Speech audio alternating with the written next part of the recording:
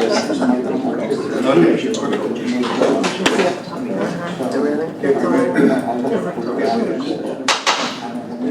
good evening everyone, and welcome to the regular meeting of the City Council of Universal City, Texas. It is Tuesday, January 17th, 2023, our first meeting of 2023. And I call this meeting to order now at 6:30 p.m.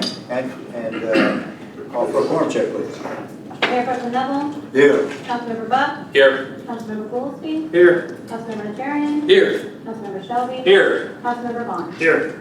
Quorum is present, we shall proceed. The invocation this evening will be given by Mayor President Neville. I'll lead us in the pledges afterwards, so would everyone please sing. Let us pray. Heavenly Father, we meet this evening in the camaraderie we share with one another. We pause also to honor the memories of those who served our country valiantly, and especially two members of our city who left us all too soon. Senior Master Sergeant Brian Hayden, retired, medically retired firefighter and environmental educator who had to have a heart transplant to stave off the adverse effects of his career. And Beverly Volle, survivor of 9/11, who was at work in the Pentagon when the building was struck by the third hijacked plane.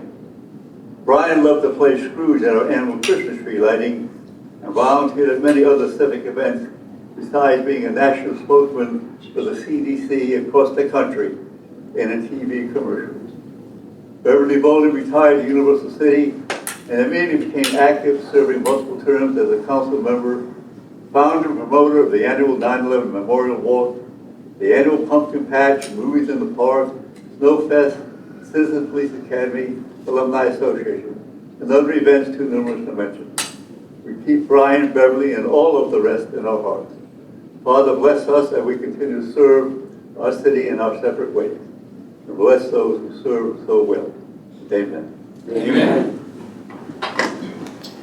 I pledge allegiance to the flag of the United States of America and to the republic for which it stands, one nation, under God, indivisible, with liberty and justice for all. Honor the Texas flag. I pledge allegiance to thee, Texas, one state, under God, one and indivisible.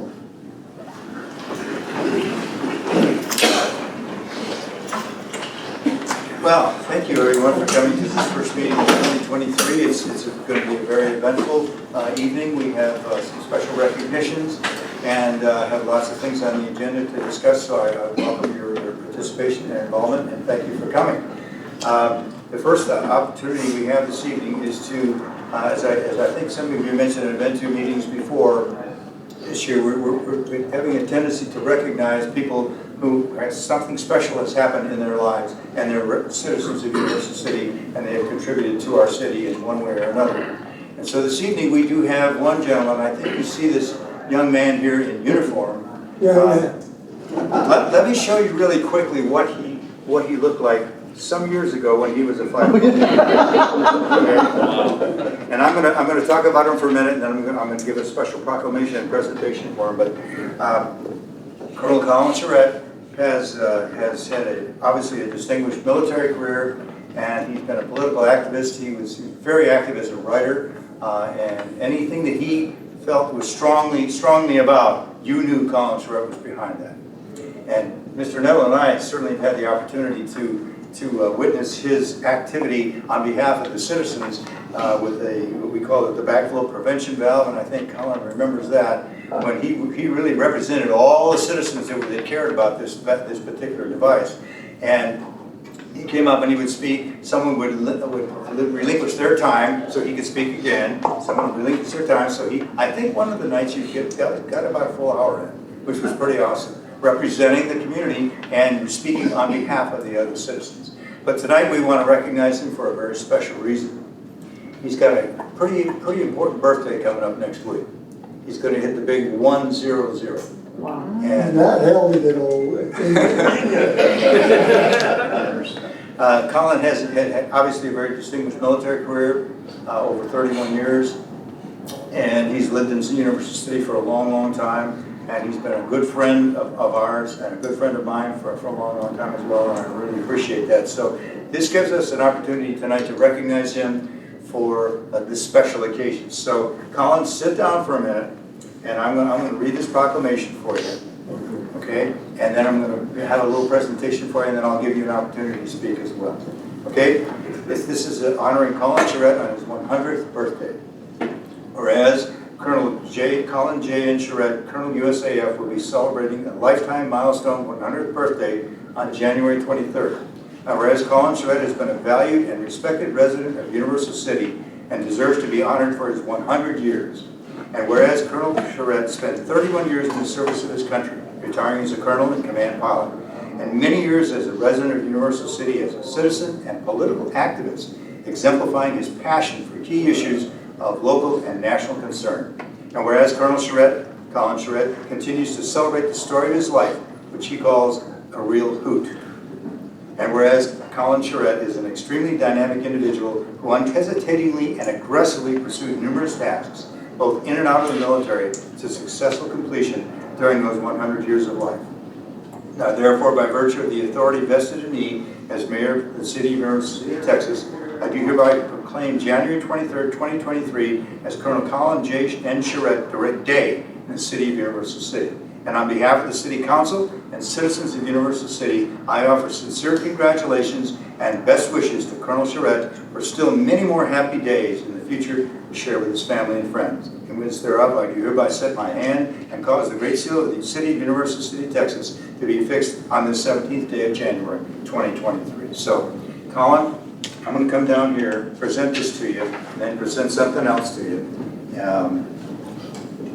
It is just a great pleasure to recognize one of our citizens who has given so much time to his country, to his city, and anything I can tell you that Colonel Chauret has been involved with, he does it with extreme passion.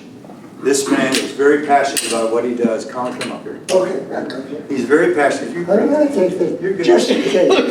This is a shillelagh to keep the girls away. He's very compassionate about what he does, and has been a stalwart citizen of our community for many, many years. I can tell them where you live, right on Parthenon. Is that okay? Yeah. Okay, all right. So he's about to celebrate a milestone birthday, and I could think of no better thing that we could do is recognize him on that birthday. So this is your proclamation, and I'll give it to Katie if you want me to, but that's what I just read. Okay. Okay.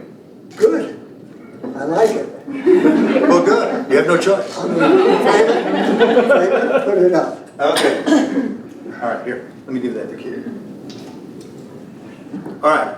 And this is something that we're starting as we recognize our individuals who have done things above and beyond and our special recognition people. And we're going to give Colonel Chauret a key to the city. And this is our way of saying... You had to get into the bank? Well, no. Nobody will get you out of jail. You can make it, you're getting in City Hall anytime you want. So, but this is what it looks like. And this is in special recognition of Colonel Chauret for his 100 years of life and living and supporting his country and his community. So, Colin, I have the greatest pleasure presenting this to you.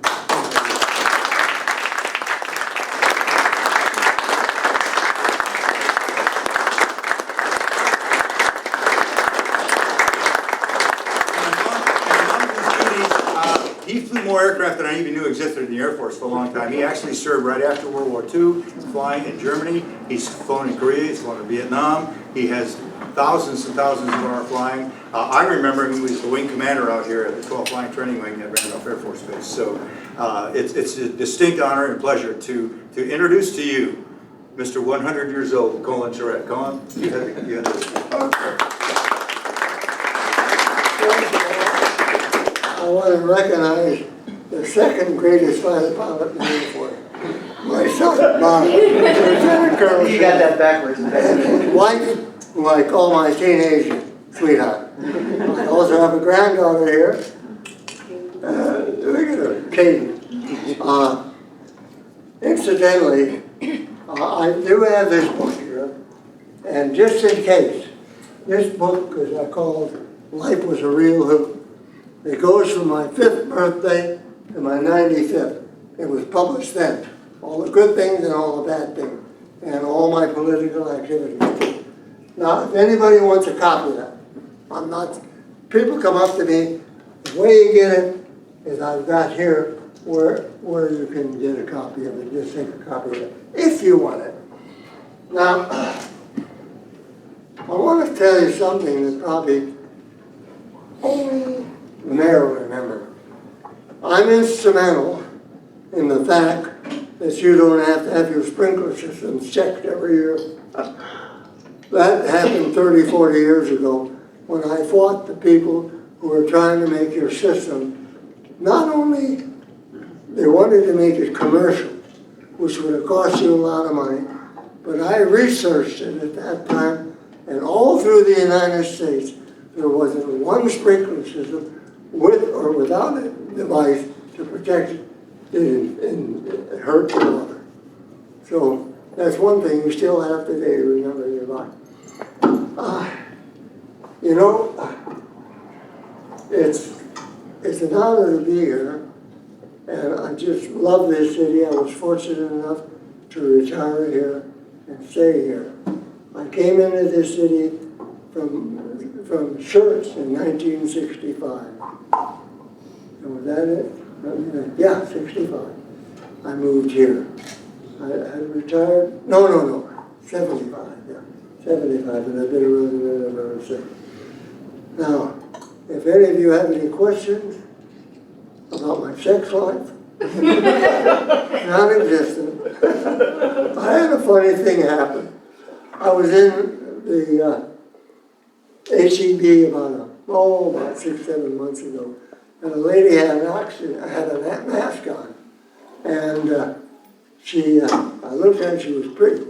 Her husband was behind her, and I said to her, "Young lady, you can't hide your beauty behind that mask." And her husband said to me, "Sir, what are you doing, hitting at my wife?" I said, "Sir, I'm 95 years old. What would I hit her with?" If you have any questions, now's the time to ask. I have a question. Yeah. So maybe you can tell everyone about your family, how many children, Oh, yeah. children and great-grandchildren that you Now, have. remember, children, incidentally, these ribbons are not for heroism, it's for having kids. I have a birthday party out at Kim's, where she works at the golf course, coming up on my birthday. And there's kids coming from all over the United States and friends to be there. I try to stop them doing it because I don't like the fact I have to get dressed up again and do it. But they're going to do it, and so that's it. Is there anything else that... How many kids do you have? I had 9 children. I lost one 2 years ago. My son Michael, who was 67 years old, he died of what was it? Complications to diabetes. Diabetes. Yeah. He told me it was his own fault. He didn't go to the doctor, never had a physical.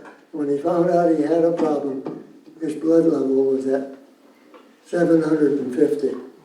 Sugar level, I mean, was 750. No hope. So I watched him slowly for 5 months pass away.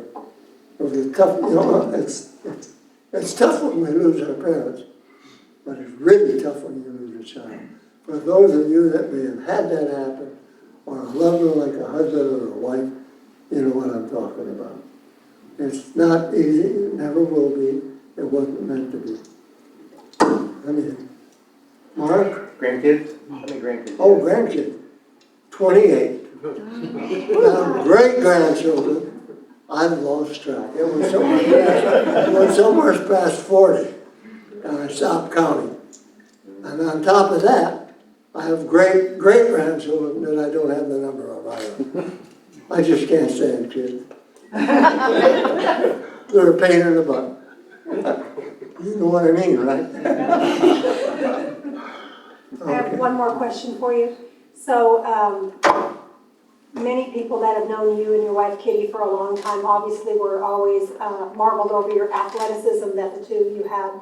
Did you keep track over your lifetime the number of miles that you ran or Yes. walked and the weights that you lifted and your other athletic feats? Since I retired, just walking. I did run in the beginning, but I don't do that. I still walk about 5-10 miles a week. Normally in North Star Mall or ACD. And I have over 60,000 miles since I retired 50 years ago in the military. My wife had somewhere in the neighborhood of 35 to 40,000 when we retired. And our little Yorkshire Terrier, when she died at the age of 18, had 8,000. I miss her too. Any other questions? I have one more question, I promise I'll be done. So can you tell us, in the decades that you've lived in Universal City, what did it feel like to be a part of this community? This is the epitome of having a nice place to live. I've loved it here from the first day I moved here.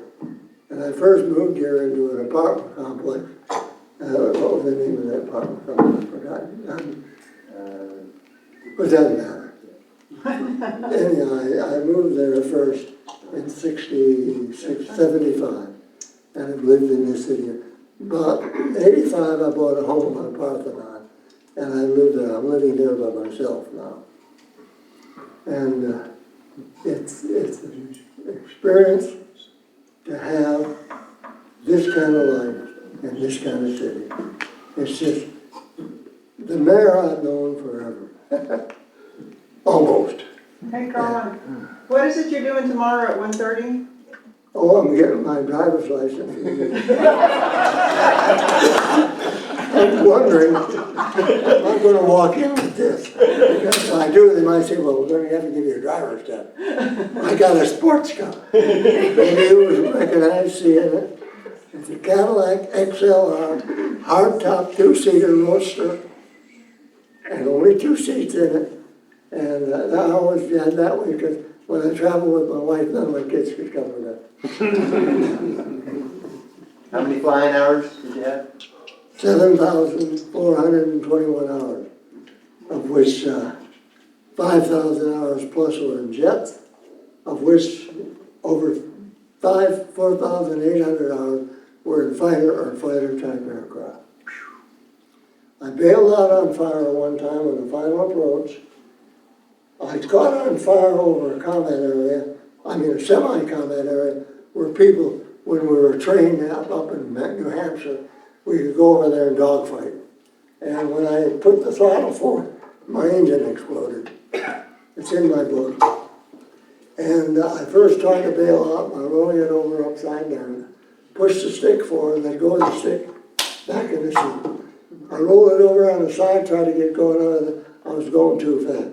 By then, the fire had subsided, and it was just puffing, running rough, but I had about half power to get me back to the field.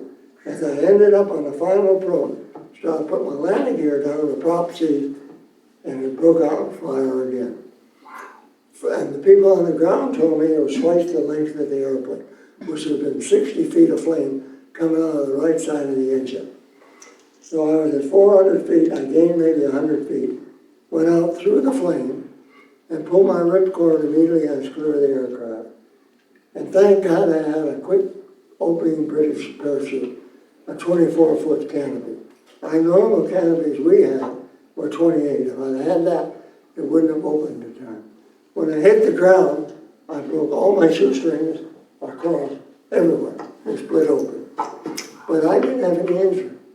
I had another aircraft accident on takeoff in an F-100 Super Sabre, a jet with a Mach 1.2.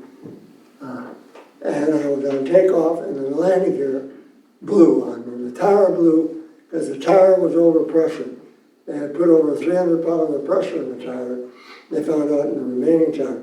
So when it blew my scissors away, which kept me going straight down the runway. From then on, when the tower went and the steel went into the macadam, I was only along for the ride. And it was on fire when I stopped, but I got away from it. And as I left it, I gave it the finger. I said, I won't say the word, I had one other accident. I was getting an instrument check ride in England in a T-33, which is a two-place training aircraft. It was a copy of the F-100, F-80, but it was two-place for training. and we lost a tip tank.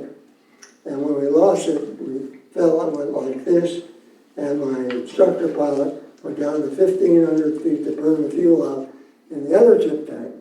Consequently, he watched the fuel gauge for the fuselage, which is where gas, fuel goes all through that, everything in there. And when they stuck at 800 pounds, which was plenty of fuel, he says, keep your eye on that, Colin. If it goes lower than that, we're going to have to jettison the tank and bail out or something. Well, it didn't go any lower, but the engine stopped.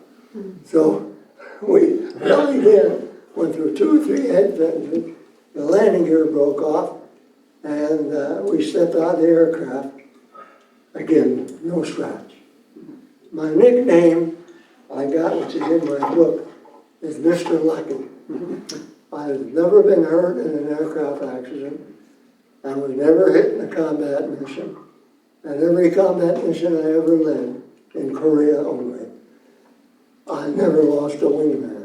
I had 2 cases where I took 52 aircraft across the bomb line, and all 52 came back without a hit. Therefore, I got a nickname in a book that was put out about me in my hometown as Mr. Lucky.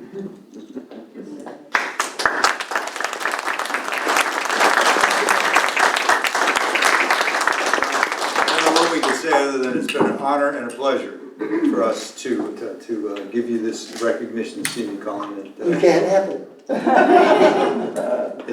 So happy birthday to you in advance, and many more years. I'm glad family was here this evening, and it's our chance to say thank you for all you've done, and now you got a key. You can't get in with it, but you can think about it. Then you get to the vault. No, I won't get you in there. That's good. Oh, well. Can you get a quick photo with the family? Yes, of course, please, family members, come on up. Now, when they get beside me, you notice how old I am. Come here. Let's get away from the podium. Oh, I think this is the There you Come on, There you go. please. go. Yes, sir. I like Can I move that. this? I like to have All men good? and women on Good. both. Okay. I have not lost. Thorn between 2 roses. Ready? 1, 2, 3. Move them one of those. All right, we should be good. Thank you, God, everyone. thank you. I'm going to sit down. Yes, sir. Thank you so much. Oh, yeah. Thank you. I use this for checking. Don't forget that key.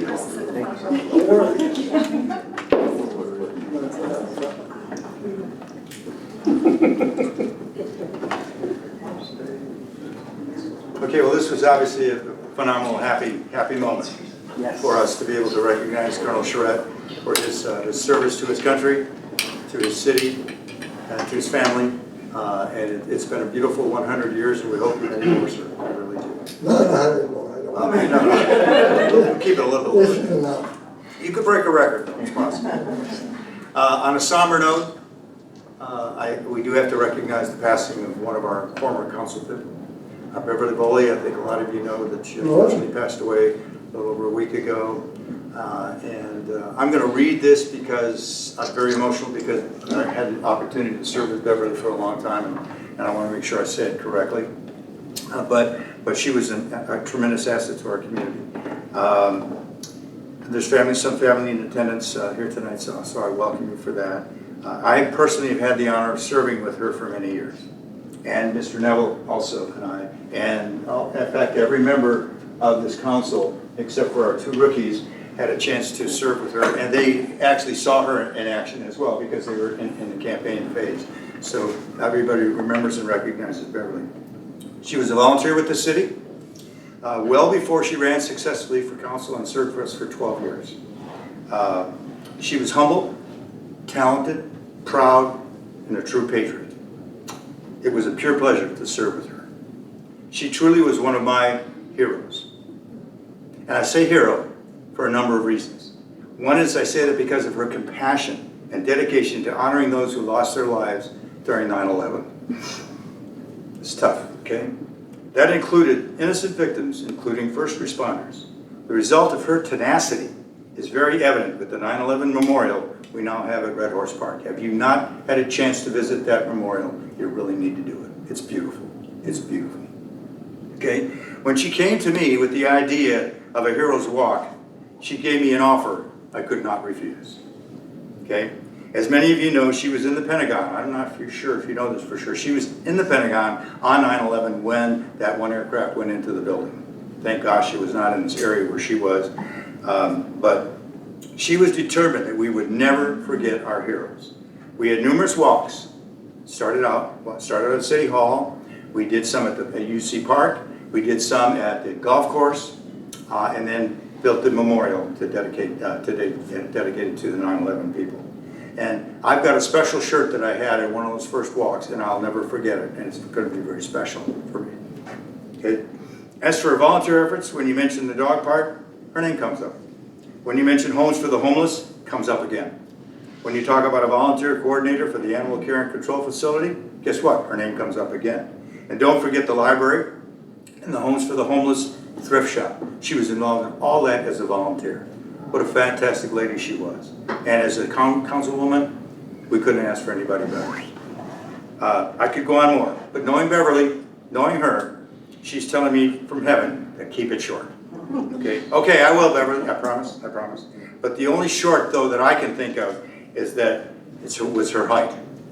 And she was short in stature, but really she was a giant in our community and our nation. R.I.P. Beverly. We love you. We miss you. And the celebration of her life will be next Tuesday at Colonial Funeral Home at 3 p.m. on Kitty Hawk. So join us if you want to help us recognize and celebrate the life of a really wonderful woman who was a great servant to our community.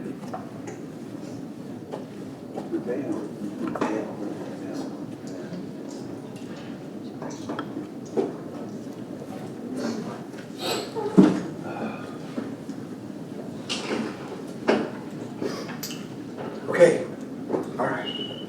It's time to move on, ladies and gentlemen. So let's move on to our next item, which is our consent agenda. It's listed as tab number 8. All matters listed under this item are considered to be routine by City Council and will be executed in one motion. We have 2 items on that consent agenda: the minutes as the Tuesday, December 20 meeting, and an ordinance 655-2023. It's an ordinance approving a specific use permit to Solar World, Texas, and is for non-severability and establishing an effective date. This is our second reading. So those are the 2 items that are on the consent agenda. Move to approve. Second. No changes. No changes, good, okay. Motion by Councilmember Najarian, second by Councilmember Goolsby. Any further discussion?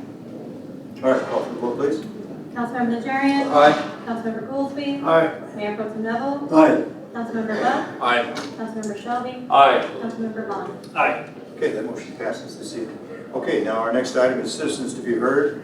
We had 2 items that you could fill out there. One is on related to the public hearing, and one is related to the citizens to be heard. And there's one individual that signed up this evening for that. It's informative only.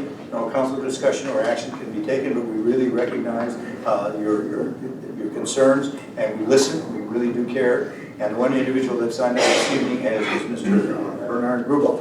Mr. Grubel.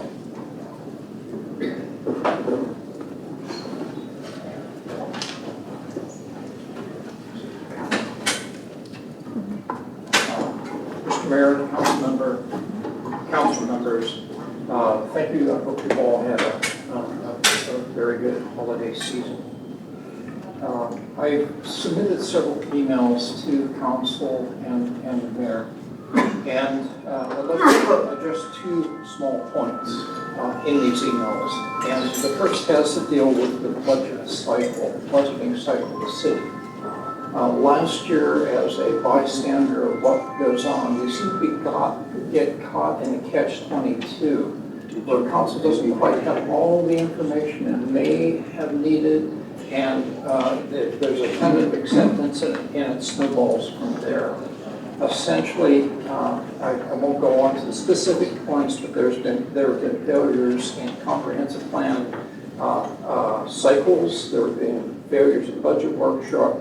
There are even failures, I think, in the way that we plan, that Public Works has presented big concepts, big priority items to the city. I find them falling behind essentially the request for $30 million in bonds and so forth. In fact, we still don't have a real comprehensive plan for what streets are going to be addressed for that $30 million. So basically, there are a number of issues that I think could stand process improvement, and I won't go into liturgy that I produced in the email. The second item has to deal with our change in now new, I think it's referred to as a deputy clerk for the city and so forth. And that is in reviewing 20 years of the city's paper records that we found in paper boxes, some compressed and water stained or whatever. I realized there was a need in the city to preserve our inheritance type thing, our posterity, and made a proposal and some email to get some of these records digitized. Well, then I got a reply back from one of the council members, well, what records would you want to digitize?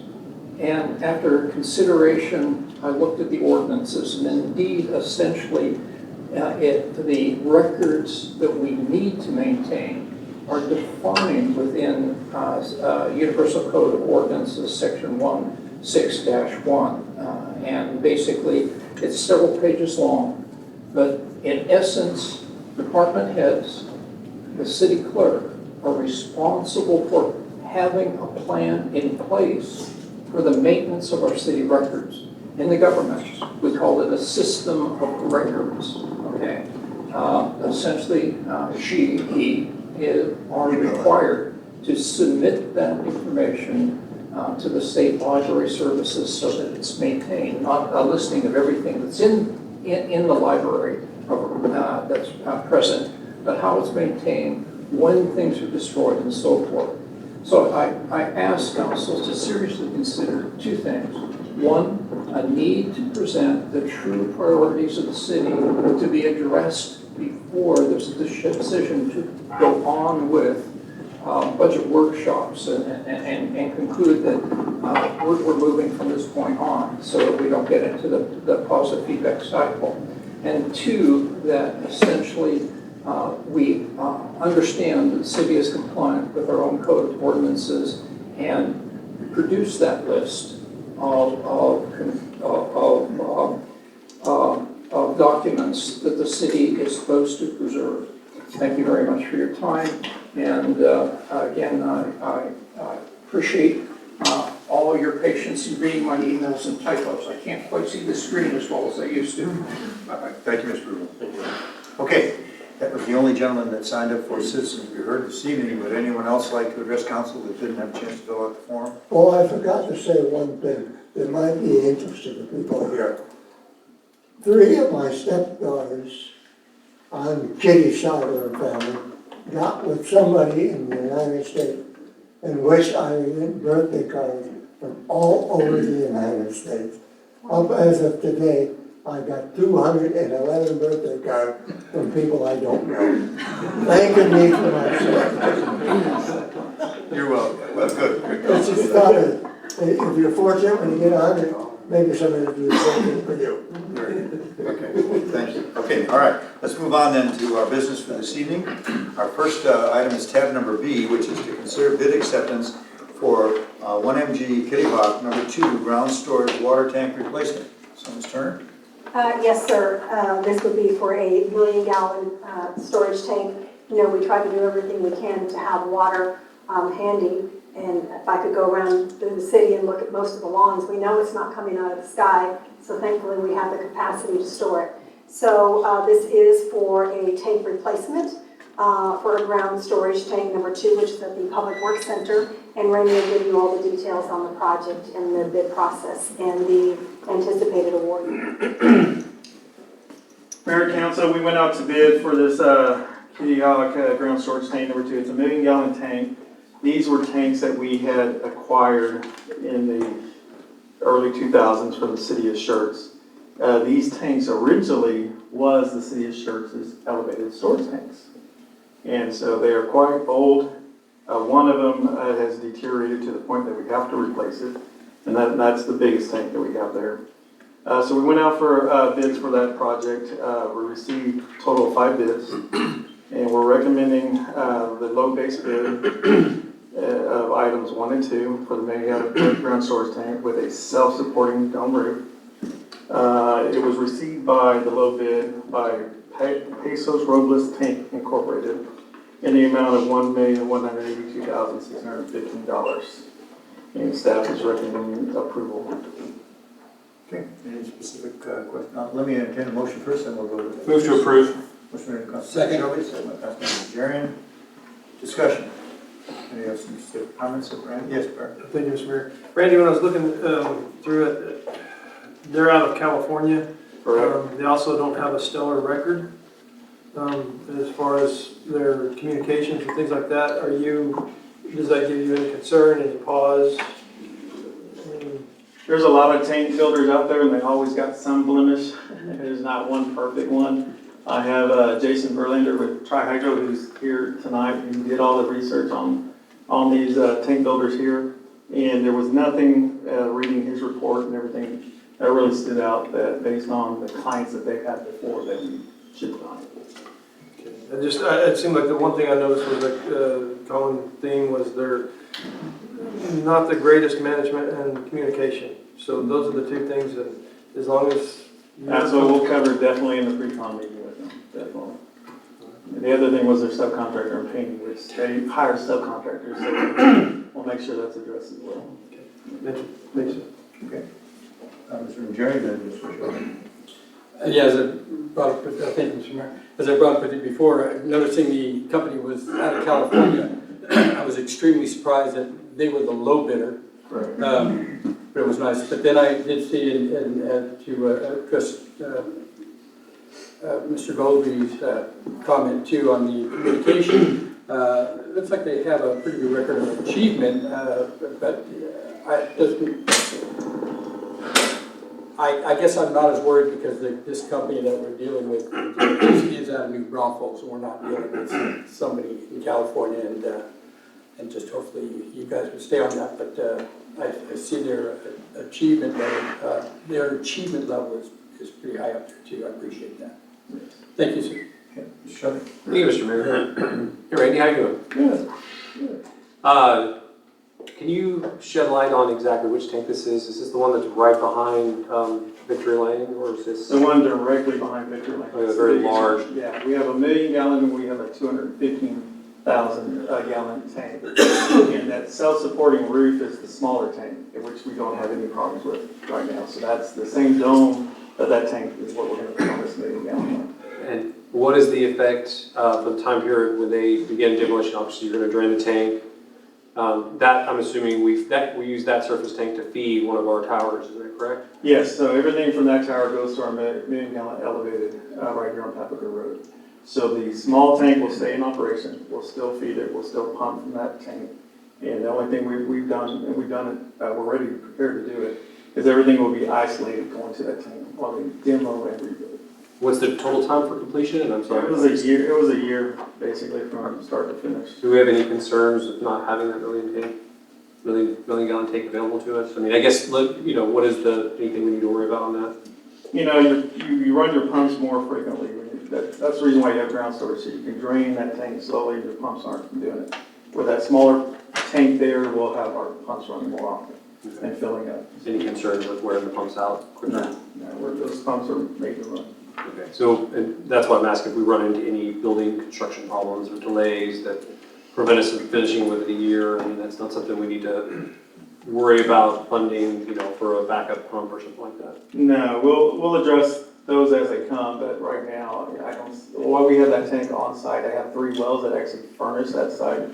So while we have those all going to that one tank, once we have that one tank, we're fine. Thank you very much. Thank you. Yes, Mr. Clark. Thank you, Mr. Mayor. Building on Councilmember Shelby's question, are we able to use the pumps that were feeding the 1 million gallon tank to more rapidly fill that 250,000 gallon tank? No, it doesn't work that way. It's what those pumps take the water out of the tank. So they basically suck from both tanks equally, so the drawdown is equal. So when we shut off one tank, it's just pulling out of that one tank there. So, but the 3 wells is actually what fills these tanks. And the wells have enough capacity and we're okay. Yeah, so we alternate the wells when they come on. So when it doesn't achieve the pumpage rate, then the second one comes on to meet that capacity. Understood, thank you. And then what's the lifespan for this 1 million gallon tank? Like how long can we expect that it's gonna last? I will ask my expert engineer, what do you think? I'd expect 50 years is what we're hoping to take. Do we know how long that tank's been there since Schertz built it? No, so that's the records that we got, that was the original elevated. And so that, they don't have any wells in Schertz. So the only towers that they had was in the UC and Gardner's. And so that was one of their original sites. So the paperwork we got, there was no nameplates, no nothing on the tank for us. It really established when it was built. Okay. Thank you, Mr. Mayor. Anyone else? All right, and call for the vote, please. Councilmember Shelby. Aye. Councilmember Najarian. Aye. Mayor Pro Tem Neville. Aye. Councilmember Buck. Aye. Councilmember Goolsby. Aye. Councilmember Vaughan. Aye. Okay, that motion passes. Let's move on to tab number C then. Consider resolution 895-I-2022.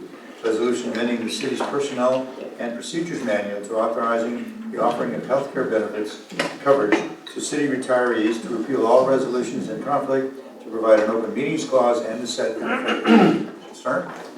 Thank you, sir. So at the first reading, we asked for some language indicating that they've served 15 years in the city of Universal City. We did add that under section 2B, and we put that in there. And in terms of their years of service with Universal City, we did it in commiserate with their TMRS, which is their retirement credits, which gets tracked on a monthly basis. Okay, so that's based on the discussion we had at the last meeting? Yes, sir.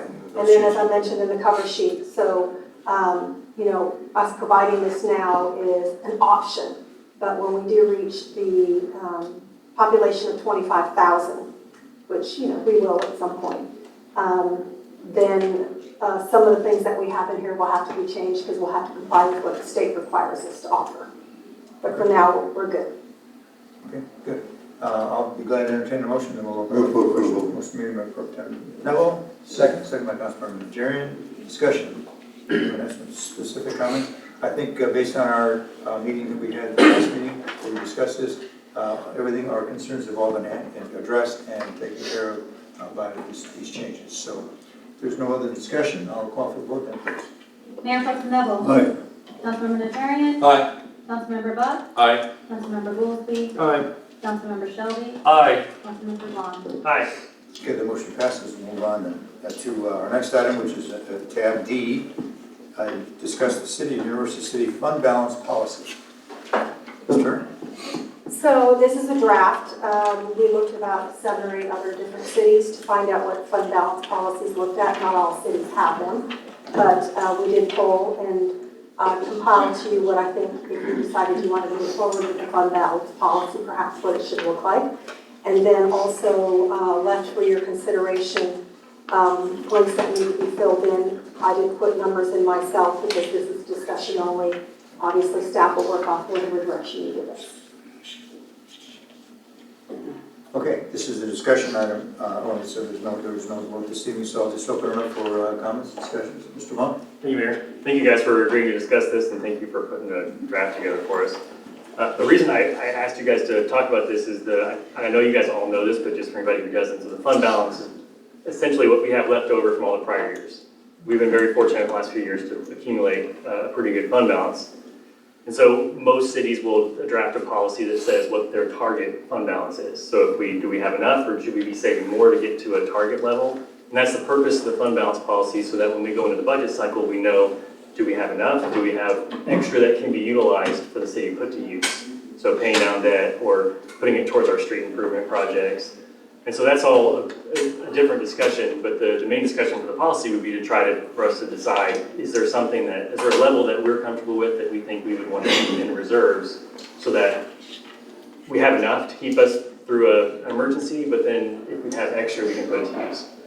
And I gave you all a handout, because I like handouts. And this one's in color, and it's not on yellow paper, so that's exciting. But it just shows some of our other neighbor cities in terms of what they have in fund balance and what we have. And we have quite a bit more than them. We're fortunate in that regard.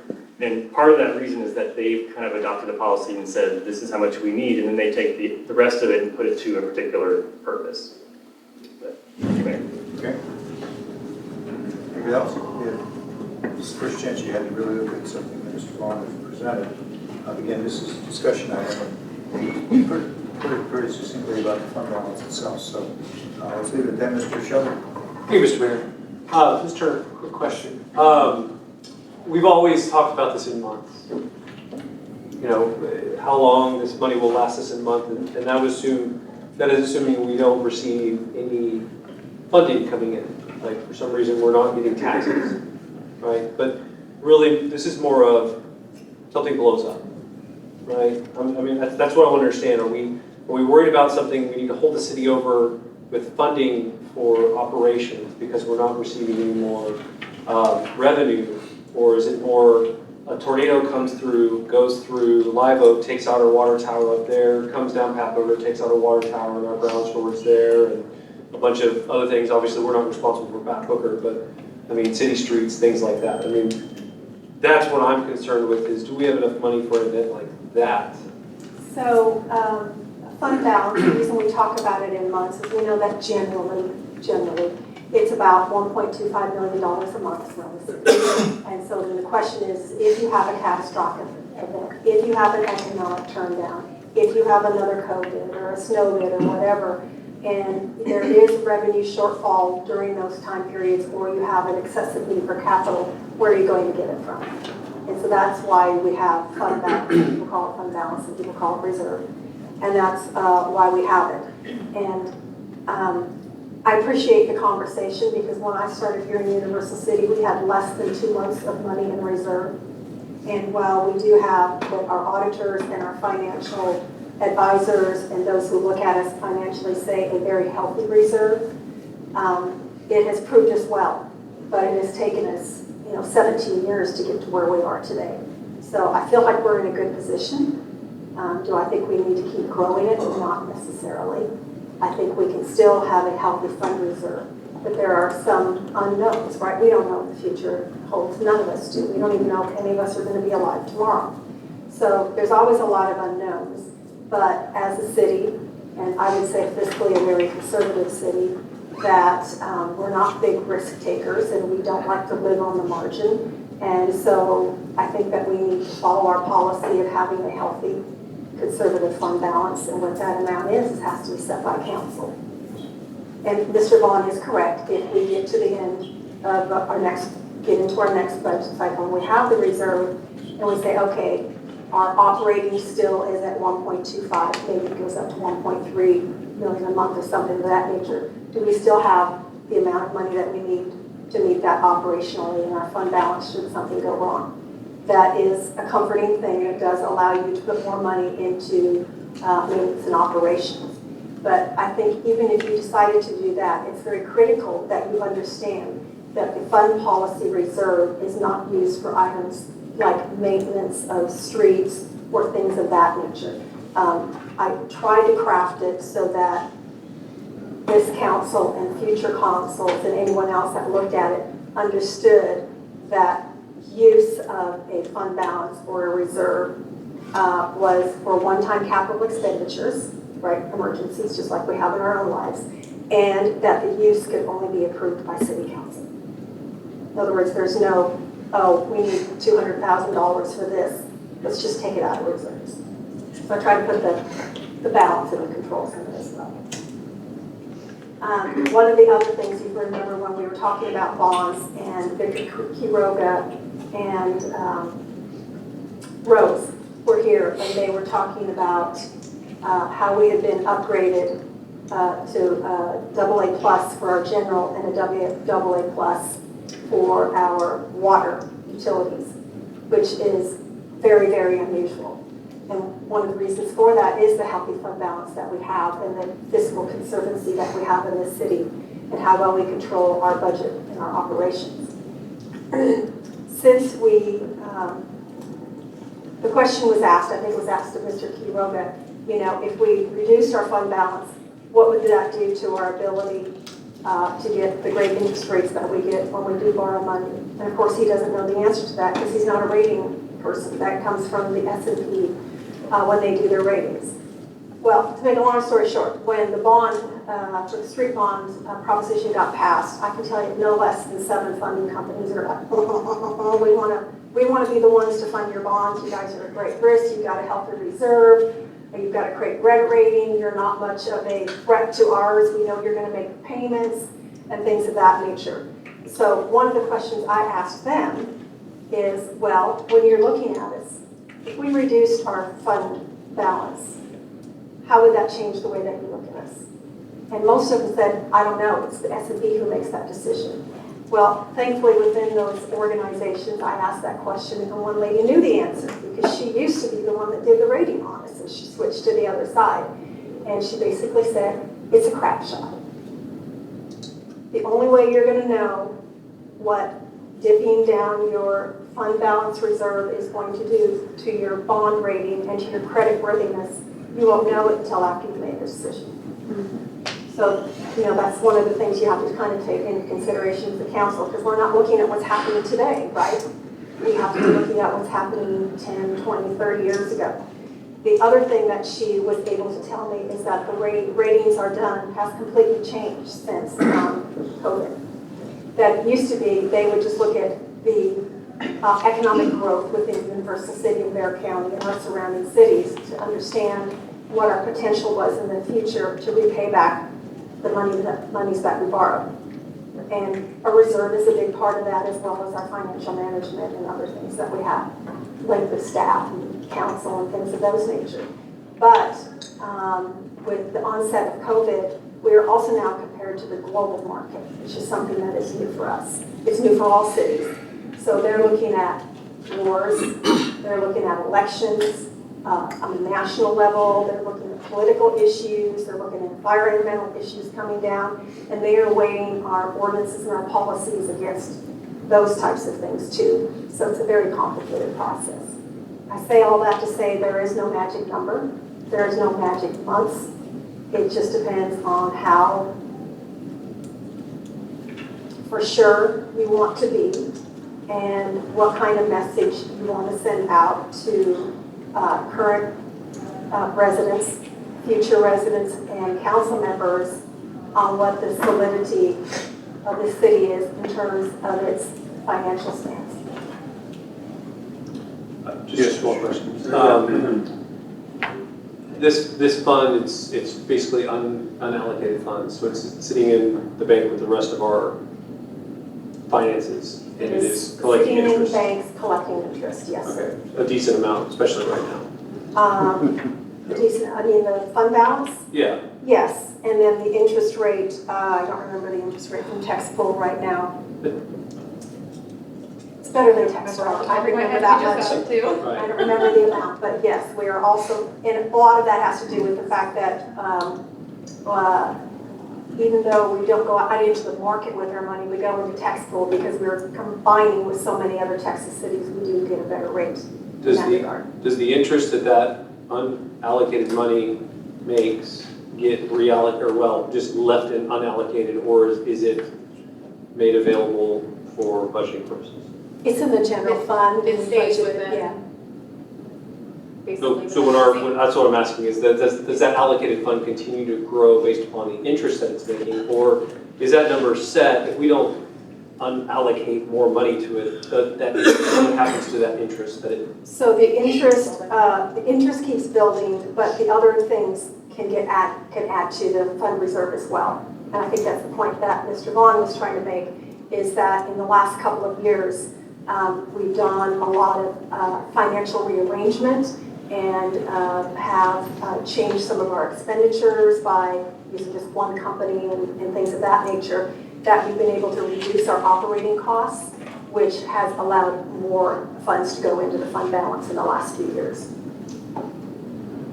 I'm going to look forward to that. Thank you. Anyone else? Mr. Book? I'll yield to Mr. Najarian. Okay. Thank you, Mr. Mayor. That was I like the explanation. I don't like the answer, unfortunately, but it is what it is. I've always been reluctant to touch that fund. And now it's like, because of the ratings we've been able to get from it, and I don't know if that's, hey, if we stay at this 16, or this is very well done, by the way. Thank you.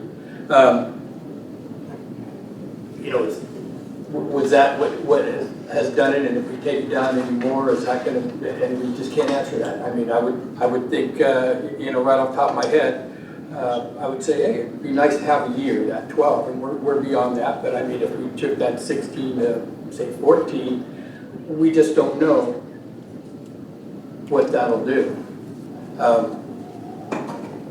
And I believe you said, with the 16, the city is fine with that, doesn't feel we need to grow anymore? No, I don't think we need to grow think. anymore. And I will even be honest to say, I think 16 is a bit much. And again, a lot of that has happened in the last few years because some of the changes that we have made. Understanding that if we have 16 and then you say you want to go to another number, then there's the follow-on discussion. Well, if you have that money, what are you going to put it toward? And the other half of the fund balance policy is, let's say you get to the budget year and you say, okay, so it was a good year for us, we managed our money well, everybody paid their taxes, and now we have another, let's say, I like round numbers, $500,000 that we have in excess of what we said our fund balancing policy is going to be. Where are you going to put it? Because you can't always keep putting it to your bottom line operations, because you can't assume that that $500,000 is going to be there next year, right, to make that up. Or you may dip below and then you have to make it up. So if you're going to try to cap your fund balance policy, this is just my recommendation. I'm sure Mr. Vaughan has some that he can give you as well as Jessica. They're both CPAs, they know what to do. You need to put it in some kind of capital projects thing so that you can use it for something that is a one-time purchase, so that you're not always relying on that from year to year, because there's no guarantee it's going to be there. Okay, this will be an ongoing discussion on it for us, Mr. Vaughan and Mr. Cougar. Thank you, Mr. Mayor. Ms. Turner and fellow council members, when the item came up on the agenda, I went out and did some research because my own personal opinions on the matter are somewhat irrelevant. So I wanted to determine what are some of the recommendations from the expert organizations out there, the people who do this for a living. So if you'll bear with me for a few minutes, I want to read some of the captions of stuff that I pulled out that I think is germane to the discussion of how much should we have. I'd like to start off by thanking you, Ms. Turner, and your predecessor, Mr. Taylor, for the very hard work that you guys have done to bring us to the financial stability point that we are at right now. It's well recognized, and we are all appreciative of that. Per the Texas Local Government Code 102.009B, Texas state law authorizes the city council to make an emergency expenditures and amendment to the original budget only for a grave public necessity, i.e. a hurricane, a tornado, some sort of natural disaster. To meet an unusual and unforeseen condition that could not have been included in the original budget. Now, does that mean that during the budget process, we could allocate some of the money from our operating reserves where we realize that we've got 15 months and we decide as a council that we want to bring it down to, let's say, a target of 13 months of operating reserves?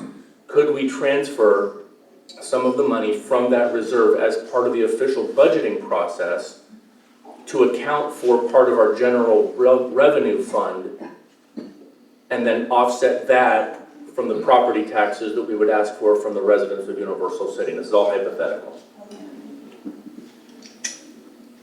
I mean, we could, but the problem with that I see is that there's no guarantee that we'd be able to make up that money. So then we could be reducing our fund balance and then continually reducing our fund balance, and we're in a situation where we're not able to recoup the balance that we had worked hard to get to.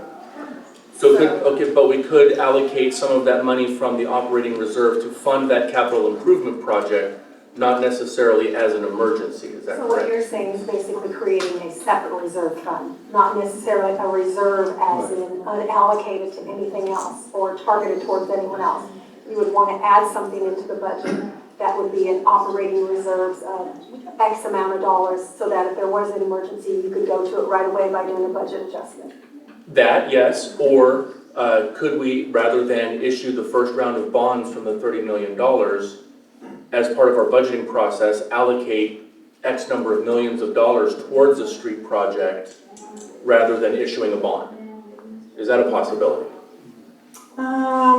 You could, in my opinion, and again, I know my opinion doesn't matter, I'm just saying, I wouldn't see a street project as being a wise use of a operating reserve or any kind of reserve, because even though it's a long-term project, it's an ongoing project. I think that you would want to use it for smaller types of projects where you might go out and just do a tax note or a certificate of obligation, not actually issue a bond issuance in a large amount. So like a fire truck, which is right at probably 1.5 million. You wouldn't go out for a bond issue for a fire truck unless you were putting it together with a whole bunch of other different projects, right? Right. Because it's not feasible at that point to do bonds. But it would be feasible to do certificates of obligations and or to reduce the amount that you were going to be borrowing from a bank for the fire truck and put $500,000 in cash toward it and just get a note or a certificate of obligation for $1 million. That's a good possibility. Also, I don't wish to jinx our fire department or anything like that, but if they were on their way back from a fire, because I want them to get to the fire and put it out, they're on the way back and the engine blows up and the fire truck is a total loss. That's an unforeseen condition that we could pull from that operating reserve that we have to fund the purchase of a new fire truck. Yes. Yeah.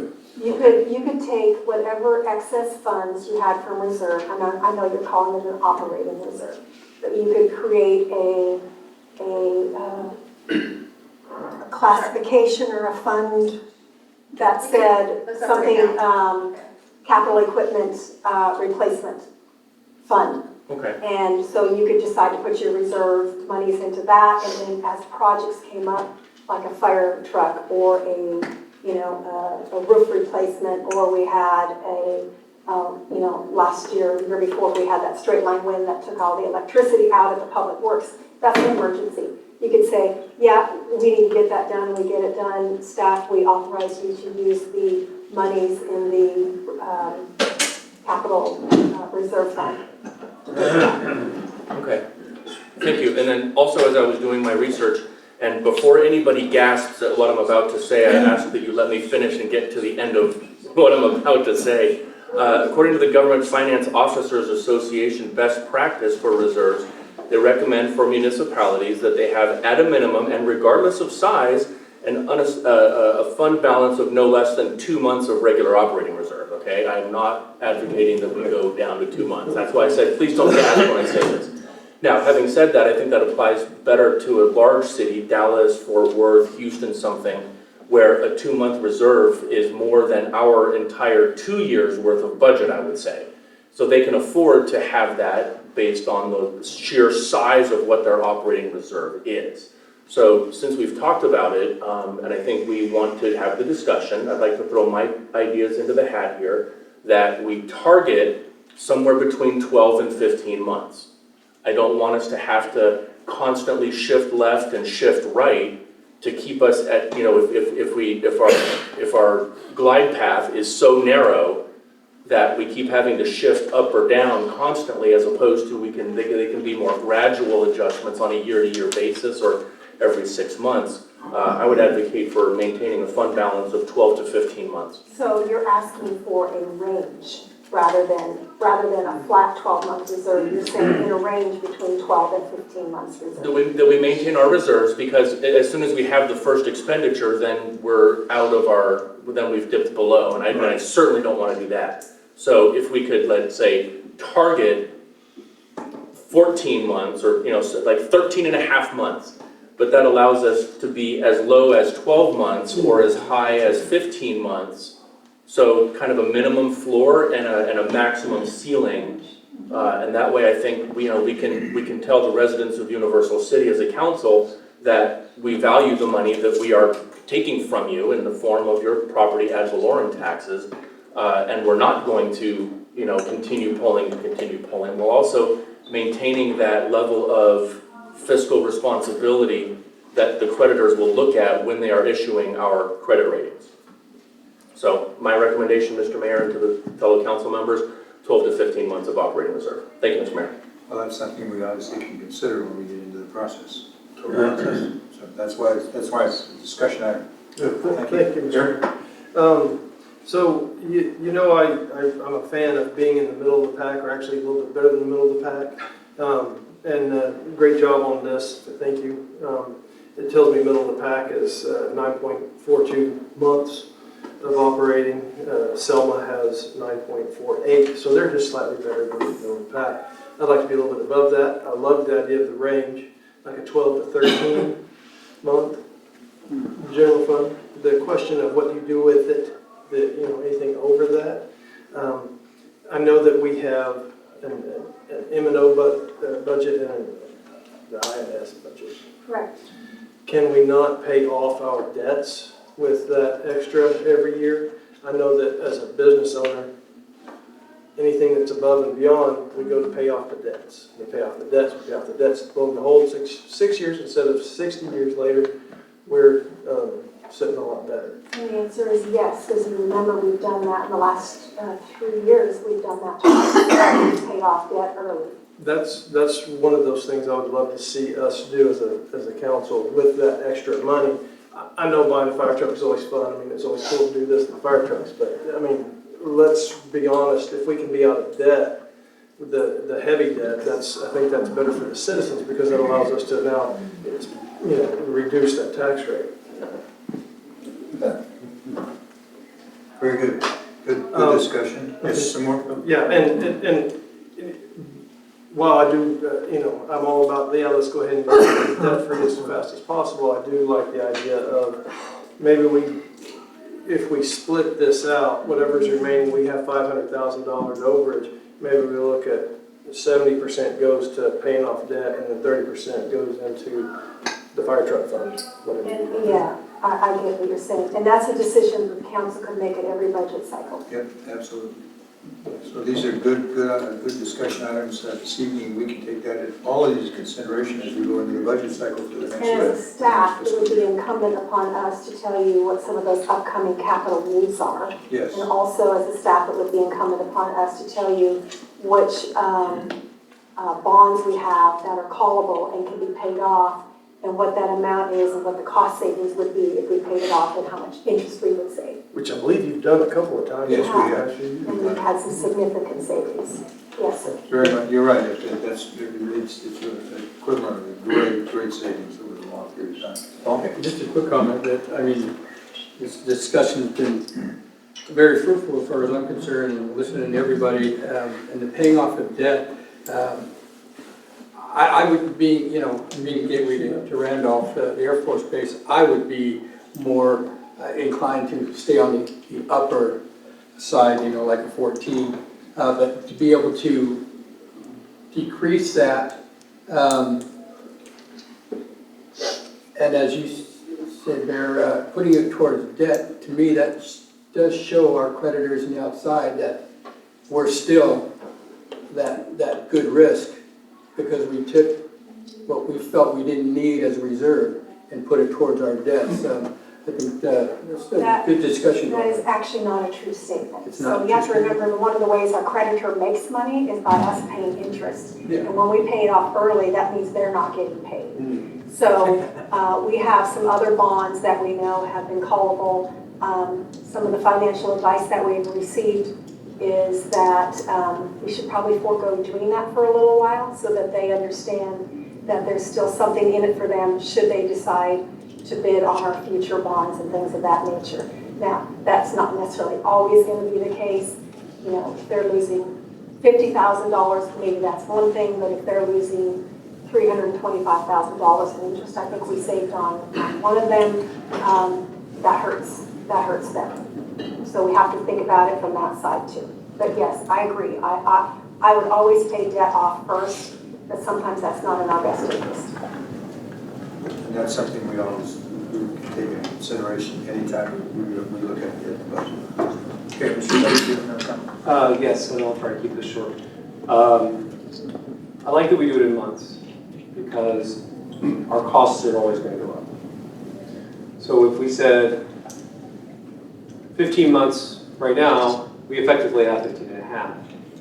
So we could potentially go a couple of years without having to increase our unallocated funds. But then at some point, we will have to increase it to maintain that month percentage, or that month calculation.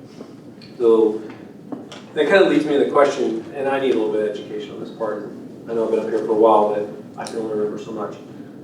We call them unallocated funds.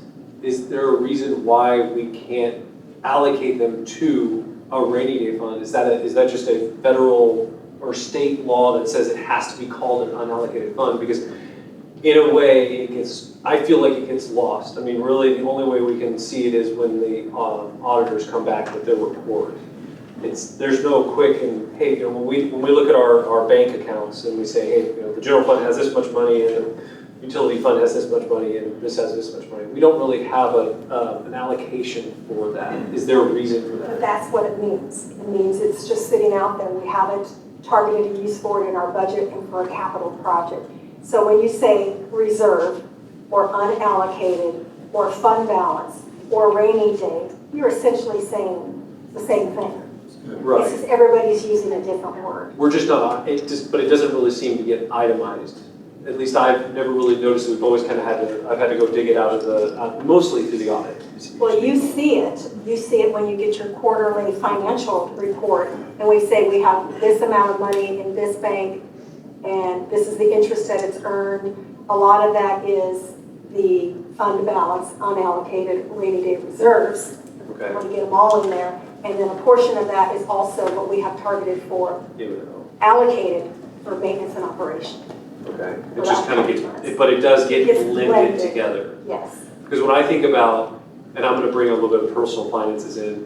So when I think about how I handle personal finances, I have a bank account that has 6 months of cost, minimum of 6 months of living expenses. So if something happens and I can't work, I've got 6 months. And then every couple of years, I look at it and go, can I still live on that for 6 months? No, I can't. I need to put more into it. It's very easy, and similar to how the city does it. I have an account for stuff that breaks around the house. I have an account for travel. I have an account for whatever I want to spend it on, kind of stuff. So I see us doing that, but that particular line item, like you said, it gets blended in, and so it's just not really obvious. I don't want us to make it complication. We can make it obvious. If we it's could just one line, we can make it obvious. Okay, and that's what I'm saying, like, even if whether we do a policy or not, whatever we decide to do a policy or not, it'd be nice to say, we have $15,903,275 In savings. In reserve, right, unallocated reserve fund. And it is worth this much time of, this many months that we can operate off of it. Yeah, and so it's there, it's just that you might see it under a different name or a different word. So, we have savings accounts and we have checking accounts. Right. Just like you. The reserves are typically in a savings account and our operating stuff is in a checking account. If we don't have enough from the operating, we go to the savings and we pull it over and then we make it all balance out. So local finance is the closest finance that you'll ever get to your personal household income. It's pretty basic in that regard. And so I guess, what if we decided to go with a policy, I say we stick with the month, whatever that number is. I mean, even if it's, I would say no less than a year. I'm fine if we want to start with what we have right now, knowing that we wouldn't have to increase it for a period of time if we say 15 months. When we look at what it's going to cost to operate the city next year, we'll go, okay, you know what, that's worth 15 and a quarter month, and then a year after that, maybe that's worth 15.1, and then, next, you know what, here we're on year 3, we're going to drop under 15. We need to make sure that we let some more money flow that direction to keep that where it is, Right. whatever it is. And the fund balance policy is to set the minimum amount that you have in there. It doesn't say that you can't go over it. If you set it at 12 months, and you find that, we end up with 13, when we get down to the budgeting process, then that's a discussion and a decision for the council. Do you want to stay, then go and leave the 13 months in reserves, or do you want to take that extra 1 month and target it toward a specific capital or capital items that are coming up so that you can cover those and not affect the maintenance and operation budget and just stay with 12 months?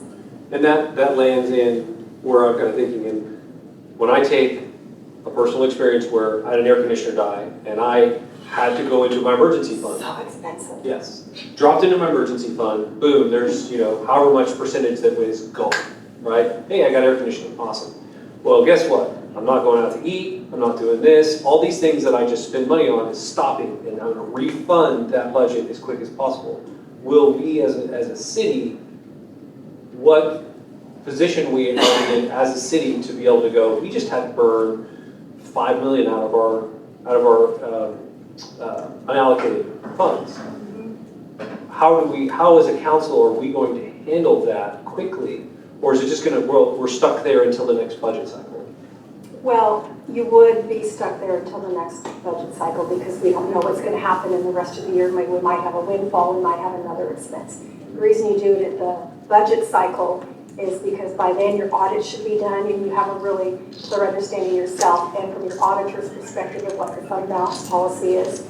But if you dipped below whatever your target rate was, we'd have to do the same thing that you did when your air conditioning unit went out. Oh my gosh, now we're below the 12 months. So when we go into our next budget cycle, okay, what expenditures are we going to cut out?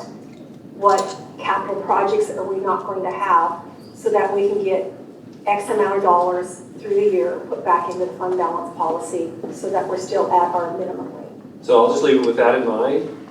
I still don't, we go any lower than we're at right now because it's not difficult to spend $5 million in an emergency, not in city terms.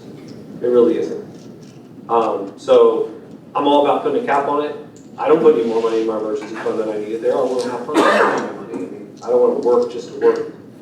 So we definitely don't want to keep collecting tax dollars and letting them sit in an account that can't benefit our taxpayers. Right. But at the same time, I don't want to backtrack from the hard work that we put in to get there, especially understanding that now and in the future, things are very expensive and they're not going to get cheaper. They're just not. So that's my word of caution. And yes, do we probably have a little bit more there than we need? Probably. Should we start pulling money out of it just because of that? Probably not, considering how expensive, I'm gonna use the fire department and a tornado. That building gets knocked down by a tornado, yeah, we have insurance, but we're gonna need to get money right away because we're gonna need fire trucks. We're gonna have to start buying now and insurance companies take forever to pay back. We're gonna need that money. So I know we're talking about it in terms of needing money and, a catastrophic thing, but there are other things that could happen that maybe are on a positive note where the council might say, hey, for this particular project, let's draw down the reserves and make it up, over the next 2 budget cycles, whatever it happens to be. Because once you draw it down and you get below it, you have to present a plan on how you're going to get back to it. So there is work on the other side too. But, TxDOT does calls for projects all the time. We don't know when they're going to happen. We don't know what the match is going to be. Maybe it's 10%, 20%. Maybe in order to get selected, which we do a lot, we do 30 or 32% to put ourselves higher in the scale so that we can get federal highway money for our roads and stuff. And so, having the money in the reserve fund and having your range, if you say, okay, if we're going to do this project, how are we going to come up with our $2 million match? Because we can either go out and issue from the $30 million and do it that way if we have enough time to do it, or if we have enough funding capacity to do it without raising the INS rate so that the overall tax rate doesn't go up. So then you might say, oh, well, this is a great funding opportunity. We might get the grant, so let's just go ahead and say we're going to apply for it. And if we get it and we're not in the financial situation to have our $2 million ready, we'll take it from the reserve fund and then pay it back. So there's other opportunities for it that are to the benefit of everybody. Okay. thank you, Mr. Mayor. I appreciate it. I'm sorry that was long. No, I think this has been a really good and helpful discussion. As we get into the budget process, it's all gonna come to fruition for all of us. Those of you in the audience are welcome to join us when we get into the budget process. And these are the kinds of items that we discuss, some of the matters that are very important to all of us. So that's why I commend Mr. Vaughan for asking us to put this on the agenda as discussion, because it was very fruitful for everybody. So thank you very much. Appreciate it all. And let's And move what do on. you want as your next steps? You want me to bring this back in the form of a resolution, or you want to just let it sit on the table? If you want my personal opinion, I would say we're starting the budget cycle right now. This gives us a chance to food for thoughts as you start preparing the budget to us. We will be able to bring that to you again. To tell you what we want you to do right now, I think is a little premature, because we don't know what the process is going to be like, what the funding is going to look like down the road. So I would say let's leave it the way we have it and press on, and all of us put this in the back of our mind as because I know you're starting the budget process now. You've been starting it for months. 2.5 months. Yeah, 2.5 months. yeah, right? And so we're going to be working on this starting in May, officially Well, in we'll May. start in May. You're earlier than we are, yeah. We'll start earlier, we'll start right You will after the go. election. Okay, great discussion. Thanks, everybody. I don't take what I say we need to do, but that's my suggestion, that we press on. If for some reason there's a change of thought in mind on that, we can bring that up in your specific discussion items, and we can address it at that time as well. So, just so I'm understanding, so that we're clear as a staff, when we come back and we start doing the budget process, in particular, looking at the general fund and the debt fund, at that time, we'll get a clear indication of what our fund balance is at that time, and then staff will have ready a resolution with this policy, and then council can decide at that time if they want to act on it. Absolutely. I think that's the way to do it. Gentlemen, are we good? Very good, thank you very much. Okay, very good discussion. I hope that was fruitful to you all in the audience as well. Next item we have, there's a note that we're going to do a series of public hearings now. They're all related to the same property, but different portions that we have to look at. But so what I'll do is read the first part about the public hearing. I'll open it up after some discussion by staff, and then I'll open it up for people to discuss it as they see fit. So the first item is it's going to be a public hearing of PC 560, DC 231. It's going to be an Ordinance 632-PC 560, future land use plan. That's what a FLUP is, a future land use plan. For approximately 13.968 acre tract located at 2902 Pat Booker Road, State Highway 218, from CS plus O commercial services and overlay to HDR high density residential per zoning ordinance. So that will be the subject of the public hearing, but before we do that, I want staff to make a presentation. And we do have one individual that has signed up to discuss it, and all of you can discuss it when I open the public hearing. So let me turn it over to you, Ms. Actually, Turner. we're going to turn it over to Michael. Okay, Michael. And so, as you can see, we have finally figured out how to sync the big screen with all of the other screens. So hopefully, no matter where you are sitting in the audience and from the council's perspective, you can see the presentation. We'll thank Maribel for that. Thank you, Maribel, for handling the text tonight. Okay, Michael, you're on.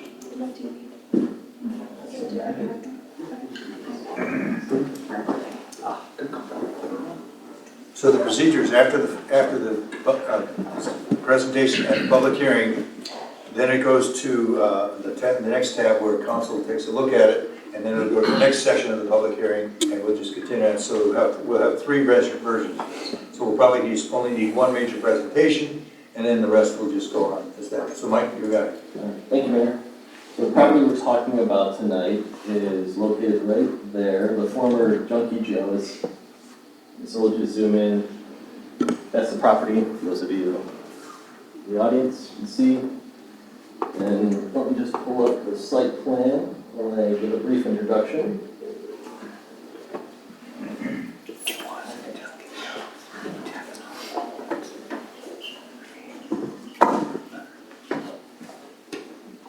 It's okay with you, gentlemen. I'm going to excuse myself. Sir, thank you very much. Thank you, Dave.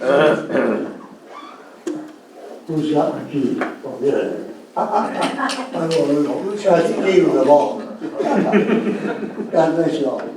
Thanks, Colin. Thank you. Happy birthday, Colonel Chauret. Back at you. God bless you all. Gonna make it this way. There's my teenage daughter. Where's,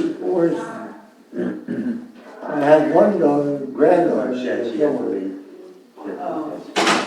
I forgot to mention that the gentleman that I lost was her dad. Thank you all so much. Okay, thank you, Mayor, Council. So tonight, we have before you a PUD proposal for an apartment complex located on a 14-acre vacant unsubdivided tract of land.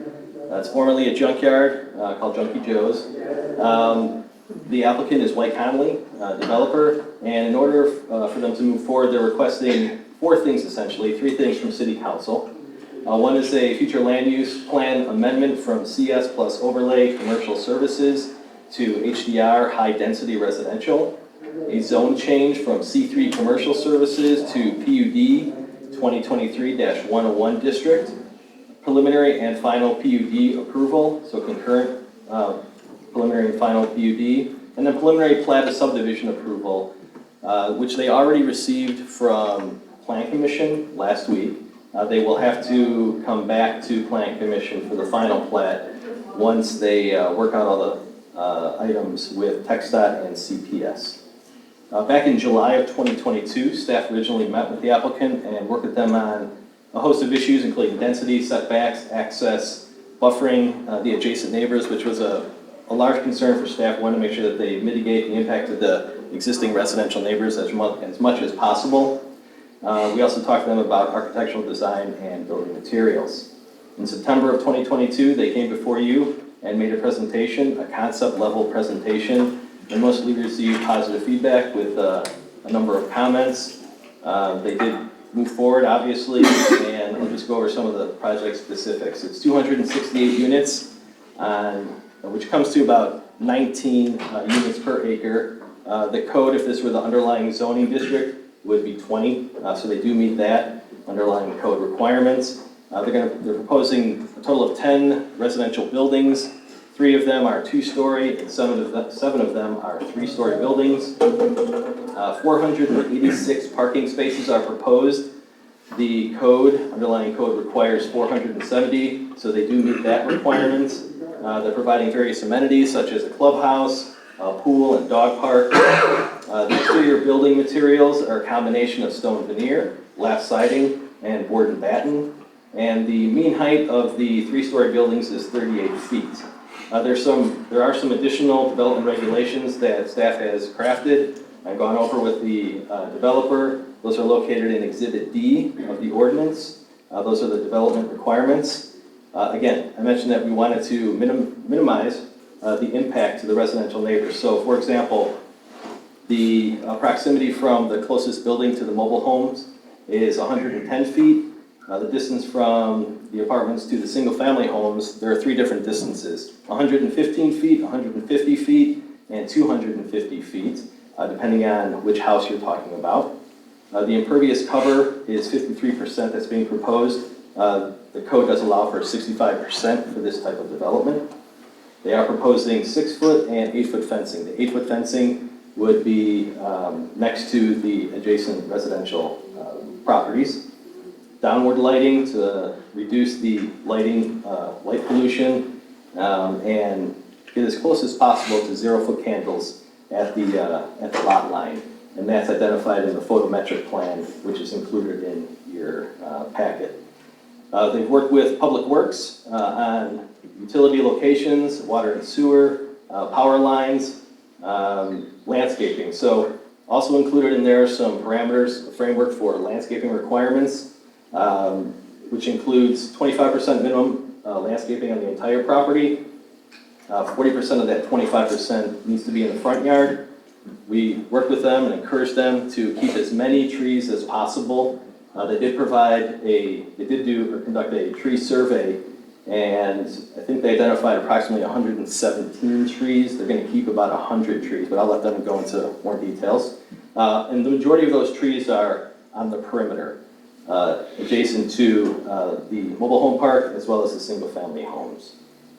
We also asked them to keep a 15-foot average landscape buffer around the perimeter. Again, there is a detention pond located in the site plan, and that does allow for a greater distance from the building to the nearest residential home. And let's see, one monument sign is being proposed in your packet. We did allow for two because they are proposing 2 curb cuts for the property. If TxDOT does allow for those 2 curb cuts at some point, they may want to have an additional monument sign, so we wanted to allow for that to occur. It would be a maximum 12-foot height. We wanted to do that so they wouldn't have to go back through the process. It would just be a building permit submittal, as long as they meet those requirements. They did conduct, Pate Dawson is their engineer, who did conduct a traffic analysis. So this project at full build out, and again, it's not going to be built out at once, it'll take a number of years, but at full build out will generate approximately 1,800 trips per day, which is an approximate 6% increase throughout the entire day, and less than 1% during the AM and PM peak hours. Right now, the number of trips per day up and down Pat Booker Road is approximately 28,000. We sent out 85 legal notices, and we did receive 1 returned objecting to the proposed project. We went before Plan Commission last week, and they did receive a recommendation of approval. The vote was 9-0. Certainly here to answer any additional questions you may have. The applicant does have a presentation that they would like to make. Let's have the presentation by then we'll open the public hearing, and then after the public hearing is over, then that's when council gets a chance to discuss the issue as well. So, Michael, you want to introduce your team, the team that's going to present? Sure, so the developer is White Conley, and this is their attorney. I'll let her make the introduction to the team.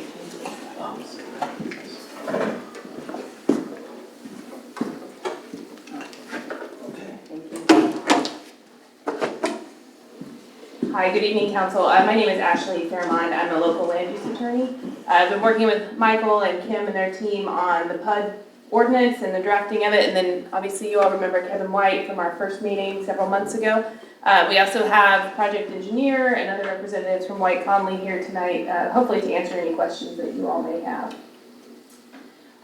Michael gave a great thorough presentation, so I don't want to be too repetitive, so I'll get through some of these quickly. So the reason we're here tonight obviously is we have the land use plan change, but we also have the zoning change and the addition of the PUD.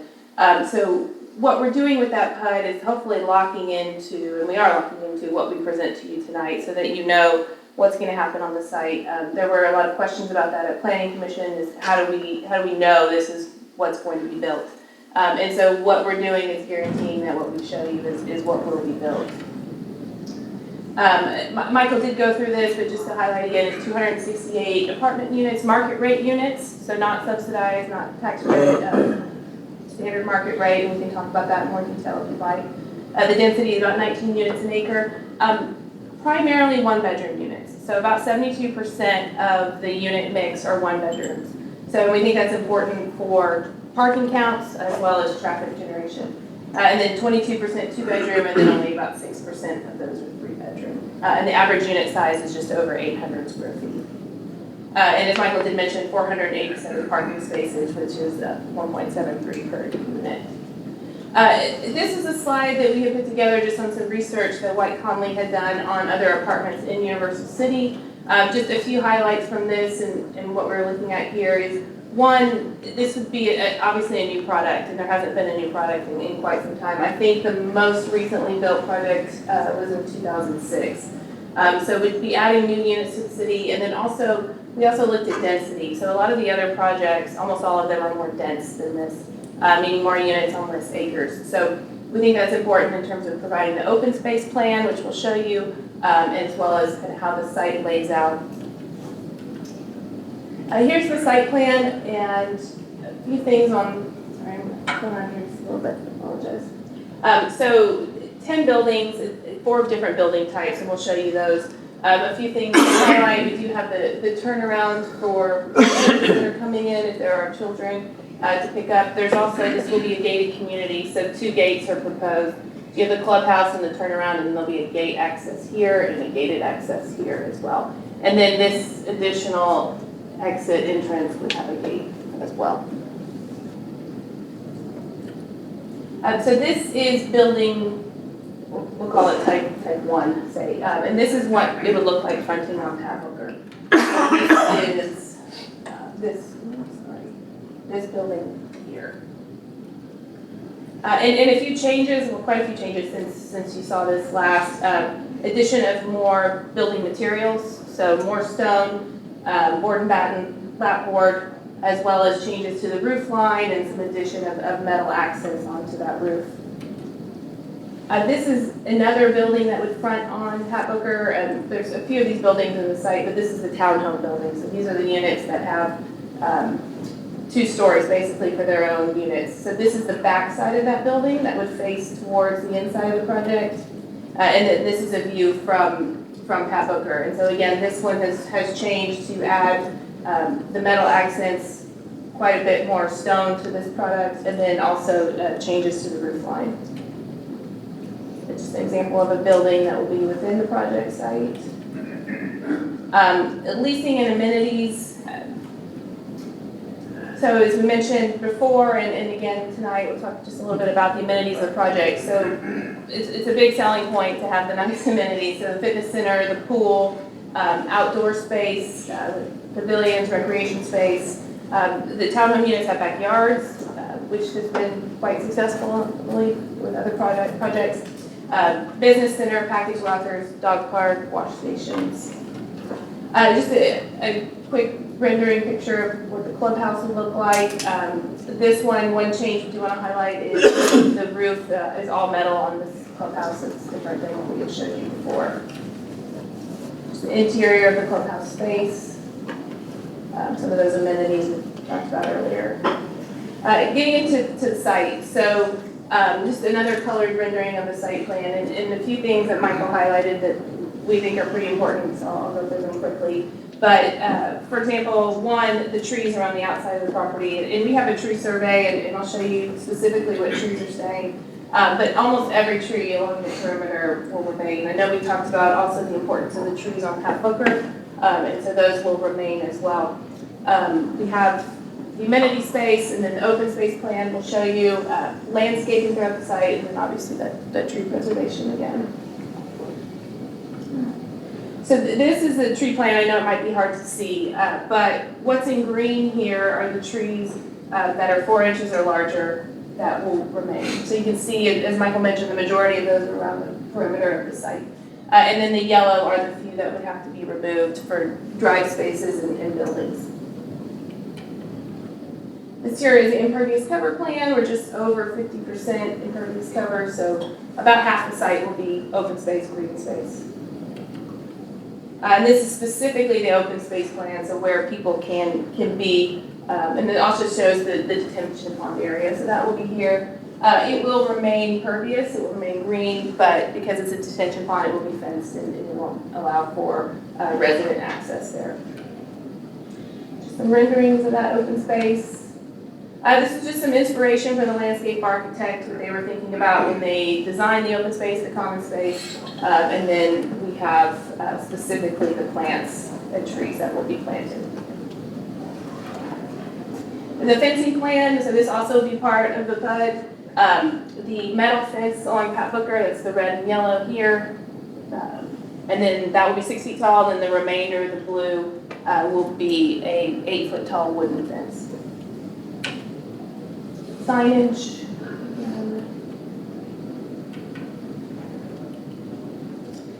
So at Planning Commission last week, there were a lot of questions about stormwater and runoff, and we do have our engineer from Dick Dawson, so if there's any specific questions, they can help answer those.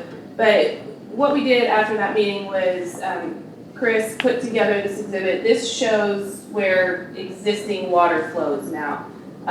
The direction of the arrows. So you can see when it comes onto the site, it goes in a variety of different directions.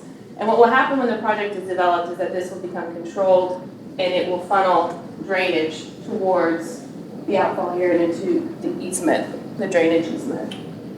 And so this specifically is showing what will happen once the project is designed, with the water going towards the detention pond, going off the site into that drainage easement.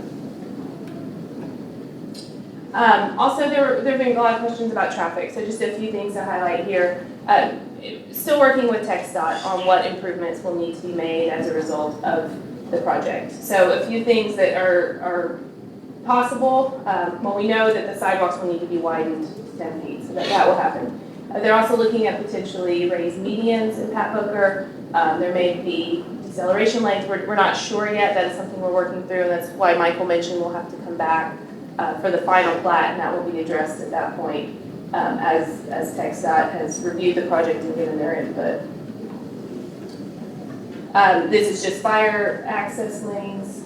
This side, there's no way, I can barely read this, you can read it, but this does have all of the setbacks from property lines that are shown, and as mentioned, for example, this building here is 100 feet from that property line, which is shared with that drainage easement. And then these buildings up here from the mobile home park are over 100 feet as well. Photometric plan, again, not real legible, but the purpose of including this with the PUD is to guarantee that downward lighting and to prevent that spillover into adjacent properties. And with that, I think I'll conclude. Thank you for listening to us. We're happy to answer any questions you may have. The procedure what we'll do is we'll open it up for the public hearing now and let the citizens comment. And then I'll close the public hearing, and then we get into tab number E, which is where we have a chance to discuss it with you guys and staff. Thank you. Okay, very good. All right, so it is now about 12 minutes after 8, so let me go ahead and open up the public hearing right now. Was anyone, the one individual did sign up this evening, and anybody can address it, but sir, you signed up, you're on Stony Brook, correct? Mm-hmm. Okay, sir, unfortunately, I couldn't read your name. I'm not surprised. Just go ahead and give us your name and address for the record. Forgotten how to We're write. glad to hear from you. Please stand up there because we record this. I'm sorry, where should I stand? Right At the there. microphone. Okay. At the there or up in the front here if you want. I'm new to the game. I only heard 2 days ago about this project, and I guess I would ask first, where did I go wrong? How come I didn't hear about this earlier? That's not meant in an accusatory tone, but rather I don't understand city government, so what should I have done to know this project was coming? We can talk with you offline on that, definitely, okay. For sure. All right. Then I just have 4 questions. I don't know if this is the proper forum. I signed up because I wasn't sure, of course. how the thing should work. And I should say, I live on the cul-de-sac on Stony Brook. There are 2 cul-de-sacs involved, or that would be immediately affected. And of course I live on the creek or the drainage easement. And that's really my concern, or I have several concerns. I feel bad that you all had a meeting last week and discussed this. Maybe these questions have already been asked, but again, I only heard about it 2 days ago. Well,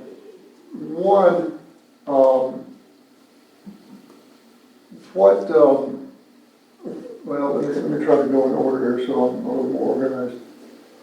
I know that some of the buildings are going to be 3 stories, but I didn't hear the location of those. And I'm concerned about privacy. Will the existing residents maintain their privacy? Will there be any loss of privacy? Well, those are questions you can ask, and we'll address them as we go. Okay. Well, then, all right. Will there be any access created in that back fence to the what I call a green belt, maybe you call it the drainage easement? That is, right now that's a fairly private area. I'm concerned about more foot traffic back there. Number 3, I've heard that there was discussion of water volume or flooding and so forth in the previous meeting. That's good. I would like to hear the answer to that again, since I wasn't here last week. I should say I lived on an urban creek that ran 6 inches or less year-round, except in heavy flooding. or heavy rains rather, it carried about 25 feet of water and my house flooded. So, and that was as a result of development over the years. So I'm very sensitive to what it appears now versus how much water that creek may be asked to carry in future years. Lastly, no, I'm sorry, two more things. One, I'm not sure if the plan calls for a detention pond or a retention pond, and I'm not sure if either one of those is better as far as mosquitoes. And I don't know, that may seem like a minor issue, but I already battle mosquitoes with a bug zapper now. And lastly, I suppose, I heard good intentions about light pollution, but I'm not sure that I'm clear on what I heard. Will there be light pollution into the houses on those cul-de-sacs, or it's only going to be diminished, that is controlled as best possible? And I think that's it. Good, thank you. And again, sir, would you give us your name for the record? Thomas Kinder. Thomas? Kinder? Kendrick. Kendrick. K-E-N-D-R-I-C. Thank you, Mr. Kendrick. Okay, anyone else would like to address on this public hearing here? Okay, what I'll do then is close it at 8:16, and we'll move then to tab number E, which is discuss and to consider this ordinance 632 PC 560, future land use plan 2023. An ordinance amending the future land use plan to change land use designation of property located at 2902 Pat-Booker Road, Universal City, from CS and overlay to commercial services and overlay to HDR, high density residential, providing for severability and establishing an effective date. This will be the first reading. Now, this is the time for council. Council can ask the questions of staff and the developer, and maybe they can answer some of those questions that you posed on Mr. Kennedy. So let me open it up to comments by anyone. Yes, Mr. Goolsby. Thank you, sir. So, one, the detention pond, I would really like for the engineer to explain that to the neighbors, because they're not allowed to let more water go off of their site onto the neighboring property than there currently is leaving. So I would like the engineer to kind of explain that to you a little bit in depth, or surface area. He doesn't have to go into too much detail. Just come on up to this mic in the center. Thanks. You stay right here. I'm just gonna bring the podium over here, that way y'all don't have to keep running over there.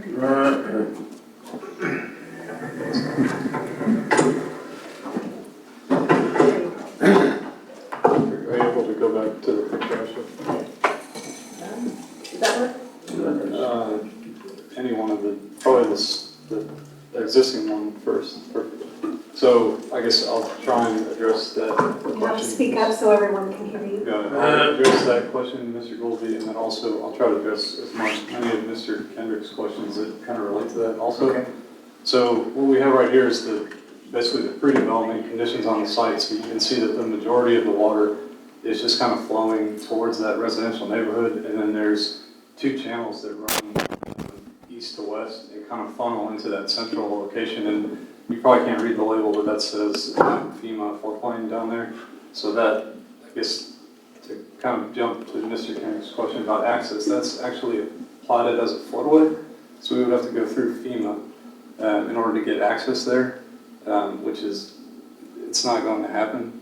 If we were to do that, it would be a multi-year process. We would have to revise the floodplain in order to do that, and FEMA's not going to allow that. So that, there's no plan to put access back there. So if you could go to the post development actually.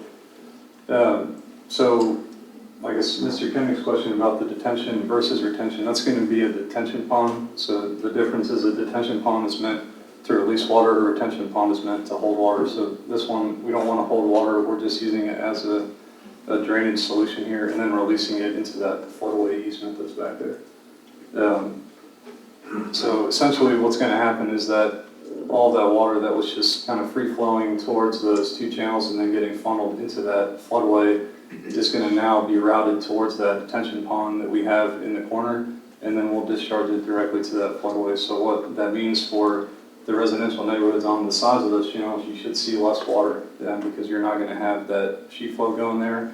All you're going to have is basically that, if you saw the kind of the ring road with the parking and the drive lanes. You're just gonna have the discharge from the end of the parking, which is probably 50 feet, maybe, going to the channels, and the main portion of water is gonna be funnelized into that central flowway easement that you have there. Am I allowed to ask questions, or? Not at this moment, we'll take it from here. Yeah, so real quick, when you say funnelized into that, typically, when we have the sheet flowing, I'm not gonna hit any heavy erosion or anything like that. And now if you take that and funnel that, does that not now cause some erosion? Right, so we haven't designed the pond yet, so this is just conceptual, but we'll use some sort of weir and pipe system, and when we look at that, we have to prove that we don't have an erosive velocity, which is under 6 feet per second. Mr. Casada can correct me on that, but I believe that's what the code says. So we'll have to prove that, and then we also have in our scope to do a flood study downstream, so we'll confirm that we're not having a negative impact on anyone downstream of the site as well. And to that point, I just wanted to jump in real quick, because one of the points that you made last week, Chris, was the surface area of that earthen detention pond as it stands right now is slightly over 1 acre. Based off the guesstimation on the rainfall rates with this size property, you had indicated that would be in excess of 3 acre feet. Correct. Worth of capacity within that detention pond. Obviously, and then having the controlled release at that point downstream that is not being happening right now. Thank you. Okay, so my next one is basically like what he was stating, the photometrics. Did y'all do this study, or was that elsewhere? It's actually the MEP engineer. Okay, I was about to say, I didn't know. Yeah, there are little big numbers in there, but the intention of that is obviously to show, and when you zoom in on those are the foot candles at those individual spot points based off of that photometric chart. And I love seeing those numbers at 0 around the edge. I really do like that. We are proposing and using downlighting on the whole property. Obviously, we need to adequately light the property for the safety of our residents and their visitors. But at the same time, that also helps prevent that spillover, and that's what that's trying to show to the best of our ability. And as a guy who backs up to an apartment building, when residents decide that they want to take a shortcut through your property, and we have to advise management of the apartment building that this is happening, and typically management will get out there and do something, and if not, I mean, let it, I take a screw gun out and screw the things back in because I get, it happens. There was something else you wanted to say, is that right? I think the only other comment that Mr. Kendrick had was the flooding discussion from last week, so it was pretty similar to what Kevin was saying, where we've got to do a controlled release there versus the uncontrolled sheet flow that it has now. So you should see a reduction in flow downstream. I have just a couple more, and I promise I'll let you go. On the buildings itself, they have this washed appearance now. I mean, I was really hoping for a little bit more something. When we see the image of the amenity center, we've got that brake detailing in there with the stone. I understand brake detailing starts to get a little bit more expensive, but we've pulled that detail onto the amenity center, but we're leaving it off of the main apartments and not putting any type of pop on the apartments in the images that are as they're shown, unless that's just a.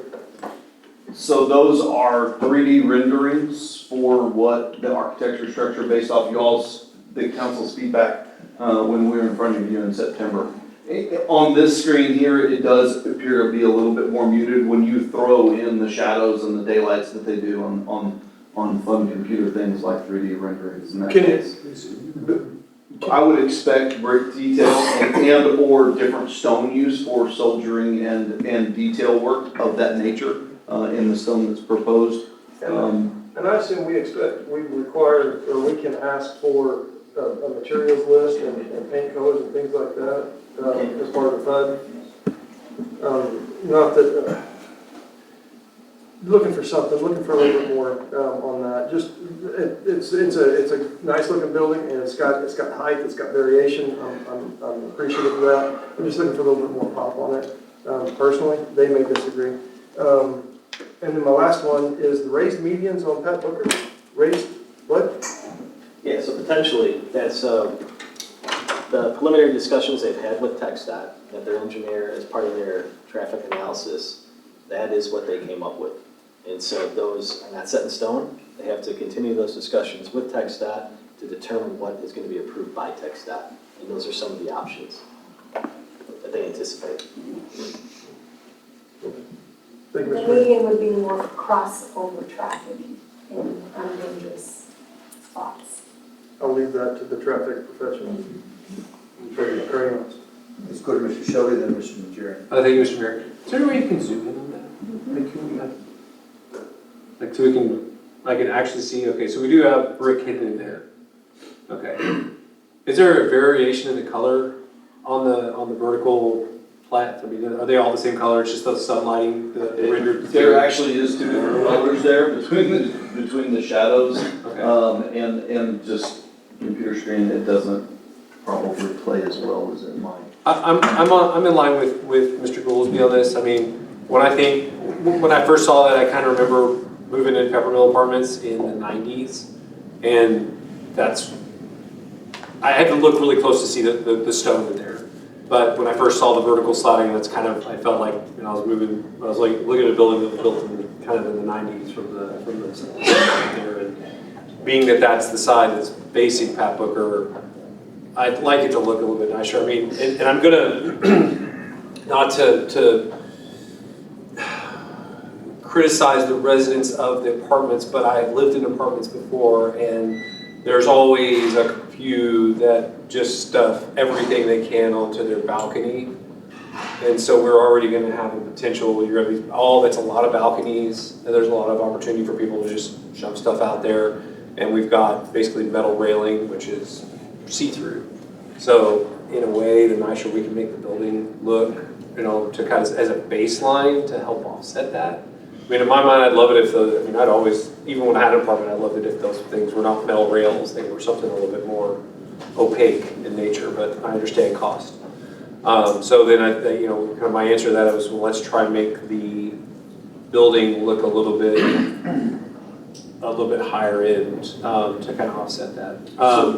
So to jump in, not to interrupt, sorry, No. to address on that point, one thing we did do based off of council's feedback when we were here in September, we transitioned a lot of this exterior to the board and batten, because we just feel like it's a better, one of the words that was used, more modern. It is a siding treatment, yes, but it is not necessarily lap, which you can't really see in this rendering very well. We tried to show it to the best of our ability, but the lap use is more limited, and like on the patios, I would expect there to be accent colors as well in design with interior decorators and their design actually picking the colors out at that time.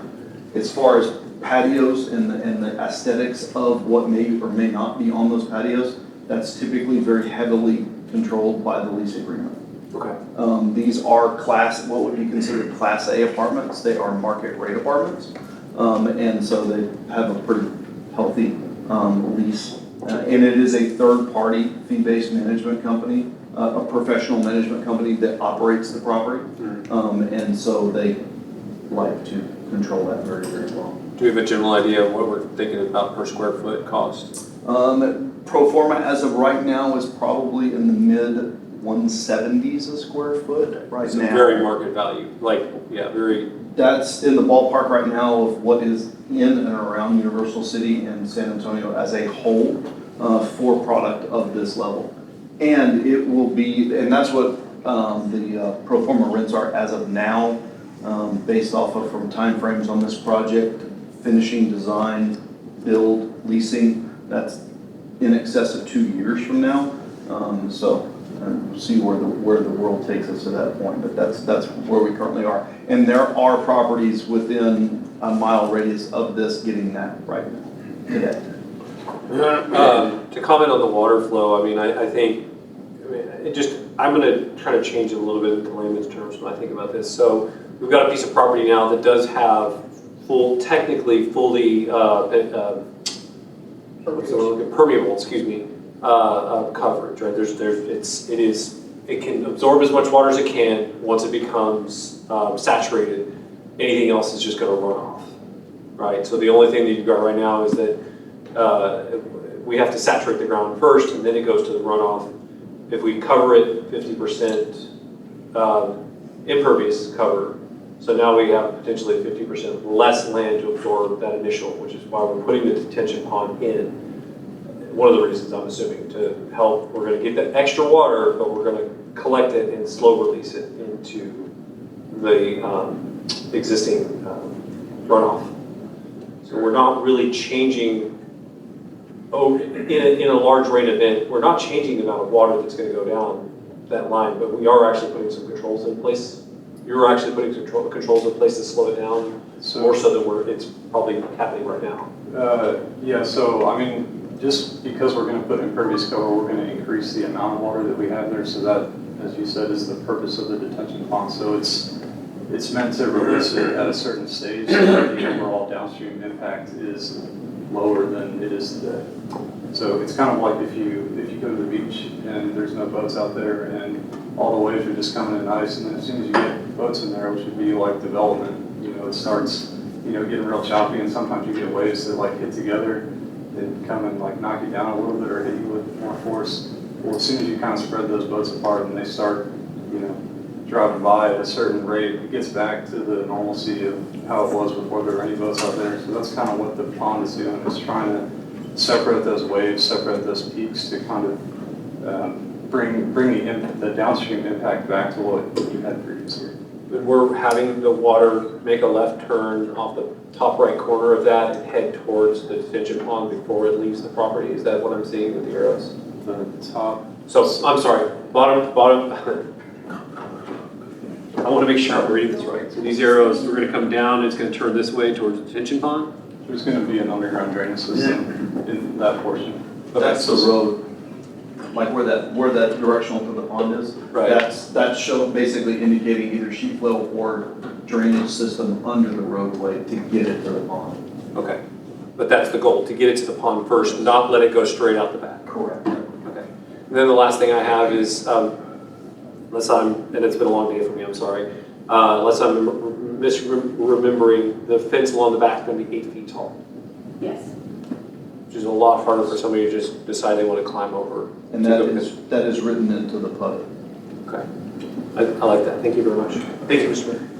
What you're hearing this evening, a discussion by council, and it's actually related to all three elements that we're going to be looking at tonight: the future land use plan, the BUD, and the zoning. So we're going to continue this discussion all the way. So when we finish with all the discussion, we'll be voting on 3 different elements of this particular development: the land use, the PUD, and then the zoning. So it's all based on the same thing. So we're having the discussion. It really gets into all 3 of those areas. Definitely. Okay, I've had a request, and we'll get to Mr. Najarian in a second. Let's take a 5-minute break for a little bathroom break, a little rest time, and then we'll be right back. Okay? Everyone have a chance to relax for a minute, and we'll be right back. I can't tell who requested that.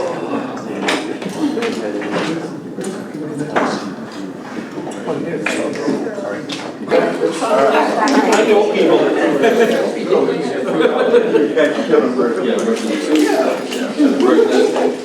Okay. All right, everyone, let's reconvene. Thank you for the couple of minutes that we had to do what we needed to do in terms of restrooms. So let's continue on our discussions again this evening. So I think it's Mr. Najarian's turn. Thank you, Mr. Mayor. Just real quick, more of a statement, because for Mr. Kendrick, making sure that he realizes that back with the 8-foot fence all the way down, there will be no gates, no ingress, egress. That is specifically privacy, correct? Yes, so this boundary here, well, the whole thing will have a privacy fence, but this is an 8-foot wooden fence along that property line, with no gates. Yeah, hopefully that answers his question. And then my question, I did not see, or is there any car coverage, carports or any type of vehicle coverings there that We are proposing some carports. They're typically, on most of our communities, frankly, they're in more limited capacity today because there's just not a big appetite for them. There'll be probably somewhere in the neighborhood of 60 to 80 spaces that will have carport covered. So, yeah, cover parking. Yeah. So, yes. Okay. That's it for me. Okay, Mr. Vaughan. I just had a question on the fence on the back, this side.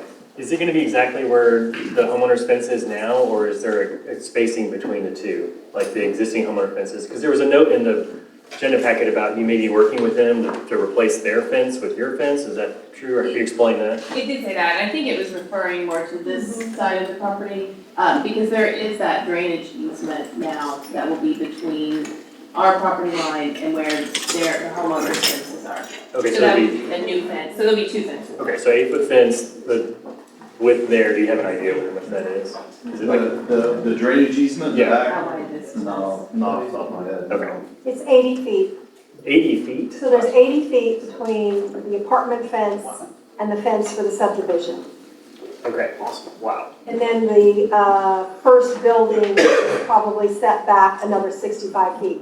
So there, yeah, there's probably, I was thinking the other one, there's about 165 feet from the entrance to the closest parking space to the property line of the nearest neighbor in the subdivision. Okay. The closest neighbors are going to be the ones in the mobile home park. That's the fence that they need to figure out how to share that fence. Okay. And then did we hear from any of the other property owners around when we notified them? Did they have any other comments or questions? So we had we received one response to the notice that we sent out. Just to answer his question, so by state law, the city is required to send out written notices to neighbors or property owners within 200 feet of the subject property. And so we did that, we sent that to 85 property owners, but we also noticed the individual tenants in the mobile home park as well, not just the property owners. So 200 feet from the property line. So I'm not sure where you fall, you might be a little beyond that, which is why you didn't receive that, but we also. 230. Gotcha. So we also noticed in the newspaper, posted it on our website. The packet was available on the website as well. So we did provide all the legal notices that are required. Behind the file cabinet in the basement. We had about a handful of residents, particularly in that neighborhood, that did attend last week's planning commission meeting. And so we answered a number of questions that they had. And a lot of it revolved around stormwater, as well as traffic. Okay, thank you. Very good. Mr. Buck, and then Mr. Neville. Thank you, Mr. Mayor. Could you point out on that map which of the buildings are 2-story versus which are 3-story? Yes. That was another one of Mr. Kendrick's questions. It was the long. Don't touch the screen! The longer, more narrow building is the 2-story building. The larger footprint buildings are all 3-story. And those were the ones that were in the renderings. That were in the what? In the renderings? The renderings, those 3D images. Very good. And then also I'd like to make sure that my understanding of what is a downlight, I share Mr. Kendrick's concerns, residents that are adjacent to developments. I live relatively close to the Forum, so we see all the bright lights from Costco and the Forum and stuff like that. So I want to make sure when you say they're going to be downlights, these are lights that are pointing down at the ground and are not pointing diagonally away from the building. Is that a correct understanding? That is a correct statement. Typically, the phrasing that's used is 90-degree cutoff. So it's not allowed, it has to be from 90 degrees and down. It is not allowed to be open to, on a horizontal plane above that 90 degrees. So, I was trying to, these are a couple of examples that unfortunately the PDF form don't really show. This particular light right here, the light only emits from the bottom side of that. Same thing with this. As far as like a kind of an accent light. Let's see, which one? The bigger lights, this would be probably the bigger type site lighting. light poles, obviously, but then a fixture like this, where it is mounted either on the building or on a pole, and then it is literally the bottom of that fixture is where the light is emitted from, and therefore that's what meets that 90-degree cutoff compliance, and it shines more down. Because it is down lighting, there actually has to be more lighting to adequately do it, but you don't get the spill out as much as you have, and that's how you get close to or at zero on that on the perimeter. So a resident, an adjacent resident who likes to sleep with their windows open in the 3 weeks of nice weather that we have here where you can do that, and have their curtains open then, is not going to have a blaring source of light shining in their window, lighting up their bedroom. They should not, no. Good. So, and I think that's one of the concerns that a lot of the residents might have is how is this going to affect, my quality of life specifically in the evening when I'm trying to sit on my back porch. With the mosquitoes, the difference between the detention and retention pond is that a detention pond allows everything to run out and then it eventually dries out. The only circumstances under which it would not be drying out is additional rain coming, which would be bringing additional water into there. Correct me if I'm wrong, somebody can answer this, I hope. Mosquitoes become a problem with stagnant water.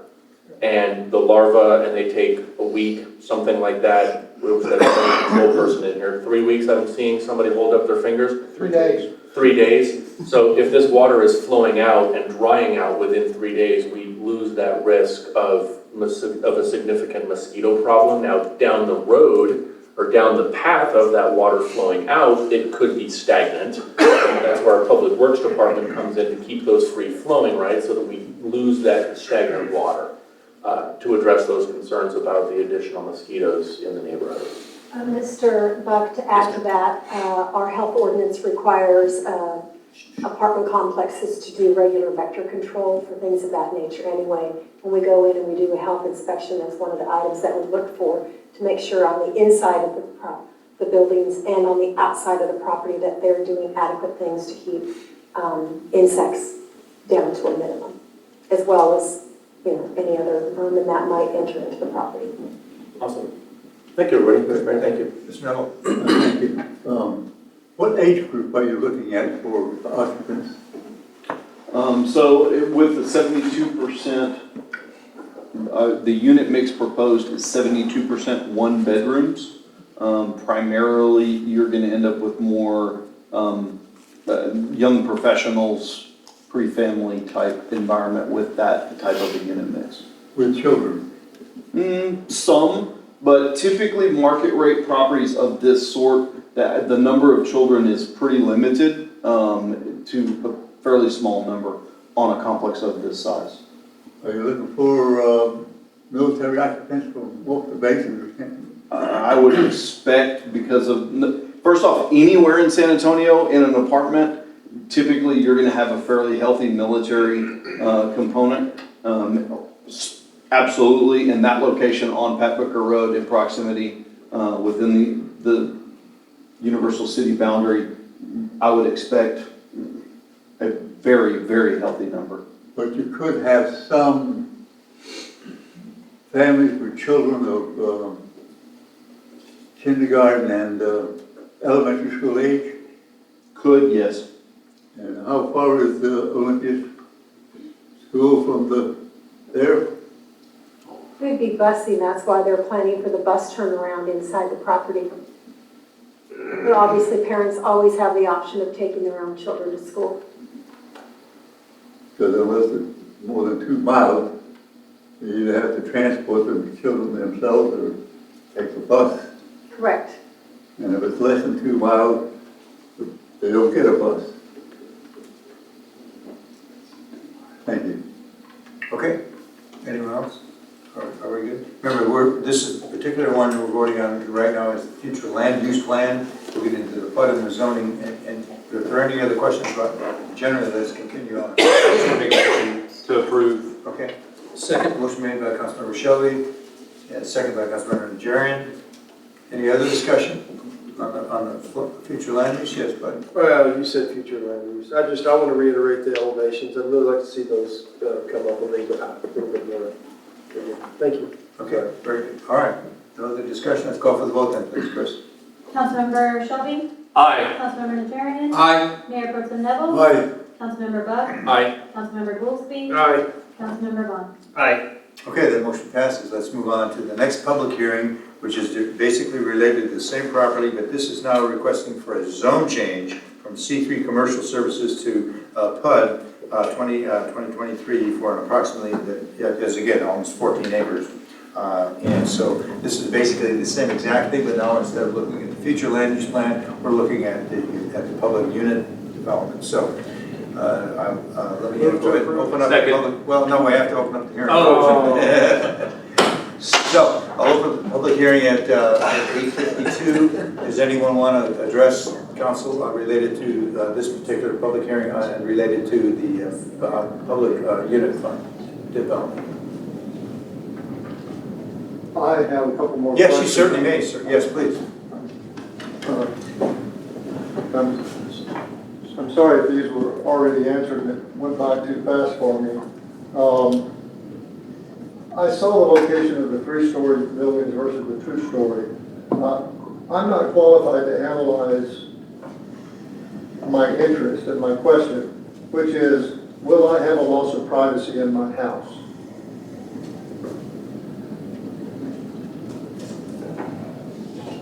We can address that when we're done with the public hearing. Right now, we're Okay, listening. all right. Then, I would say in the brief time that I had to try to examine potential impacts to the people living on that creek and in the immediate vicinity of the property, I noticed several studies that show that detention ponds do breed mosquitoes. It's the organic matter that settles in the bottom, and mosquitoes use that as habitat and hiding places from predators.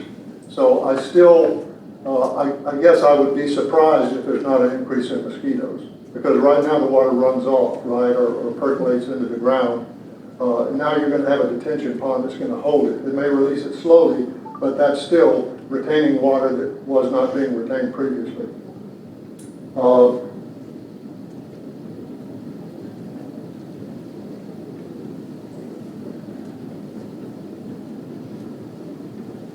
A third question about lighting. Again, I'm not qualified to analyze the facts and figures and statistics that experts have provided.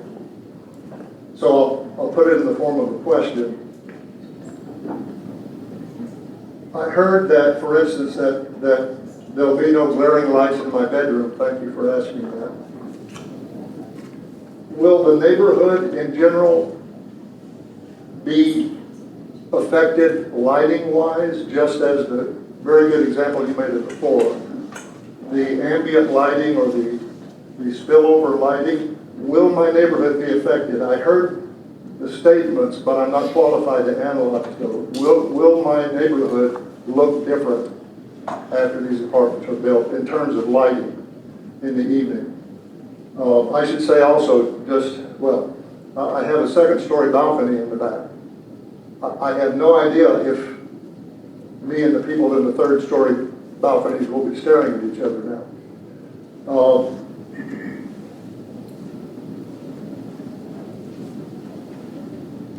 And again, in terms of the buffer, and I suppose this relates to the lighting, I'll toss this out as an idea for consideration. I don't know if it's a good idea or a bad idea, but if the answer to my earlier question about, is my neighborhood going to look different now as a result of lighting pollution, then I would ask that we consider that we consider adding trees along the property line to protect the existing residents, whether that is within the development or within the easement, but that we give some consideration to trying to preserve the quality of the neighborhood. And lastly,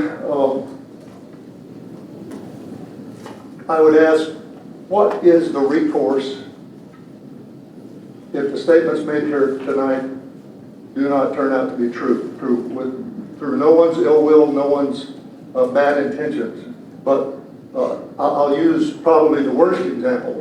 What happens if the creek floods? As I say, that's probably the worst example. But what happens if we say tonight that there will be no effect on the neighborhood from a lighting perspective, from a noise pollution perspective? Will there be an effect on the neighborhood from noise pollution with car doors slamming? Regardless of what is said tonight, my question is, what is the recourse if those statements turn out not to be true? That's it. Thank you, sir. Anyone else? Okay, let's go ahead and close this public hearing then at 8:56. And I will go to the next item, which is tab, close the public hearing. So then we have a second public hearing coming up right now. Okay, so then this is one that's related to the request for preliminary and final plans for an approximate of the acreage, again, for zoning ordinance 581. So that is another public hearing, and this is definitely related now to the zoning ordinance. So I will open up the hearing again at 8:57. And does anybody else want to address this as we look in the zoning section now? It's pretty much exactly what we've already discussed. Appreciate your questions there, Mr. Kendrick. All right, so I'll go ahead and close that hearing down at 8:59 and move on to tab number F then, which is to discuss and insert ordinance 581 XPUD, and it's on exactly what we're talking about now. It's changing from C3 Commercial Services District to PUD, generated from multifamily residential and related uses, and adopting the PUD final plan, and providing for severability, and providing for the publication of the caption of this ordinance, and establishing an effective date. And this is the first reading that we'll have on this issue.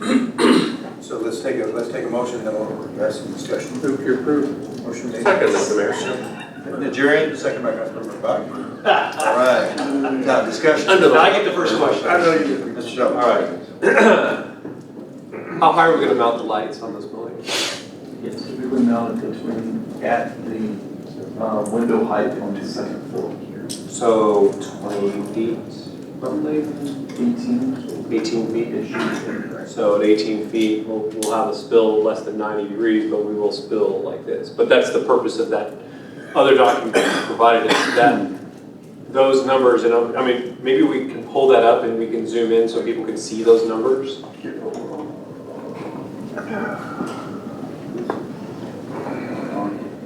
Because I want to understand the mathematics behind that and how it was calculated, because what I'm seeing is, from a light standpoint, we really aren't going to bleed past the property line. Shouldn't, no. That's the intention of that style of lighting. I don't know, the resolution is there. That's pretty good. I actually got a little bit better. Go over to, I guess, go slide it to the left so we can see the property line. The neighborhood side? Yeah, so I'm seeing from my somewhat decent vision, zeros all along the back of that property line, which is just outside the parking spaces and the detention pond.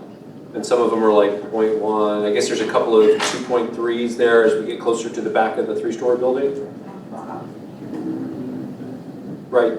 In the parking area? No, on the just past the parking area. So right, if you go up, about halfway up that, in that area. Yeah, in that area, I see those numbers starting to go higher. That would probably be based off of that increase in that one area spot location, a foreseeing by the engineer of needing parking lot lighting at that location, but that it's virtually at zero by the time it gets to the property line. Is the fence, where's the fence line gonna go?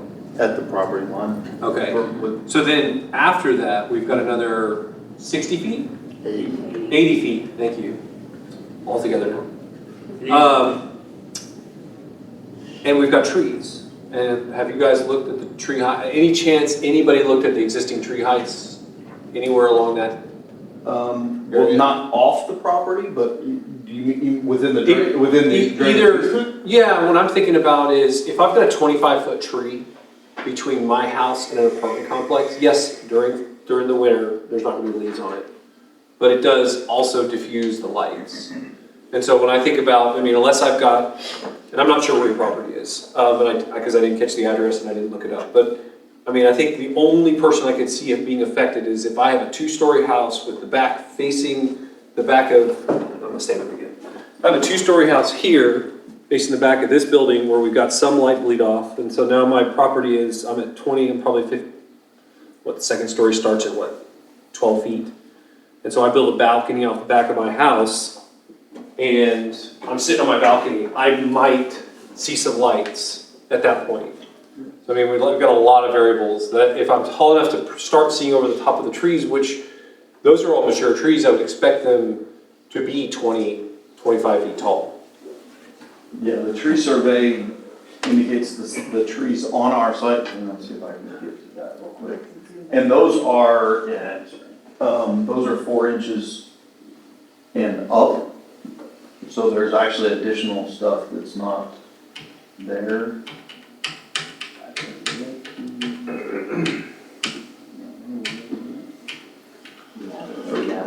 Sorry.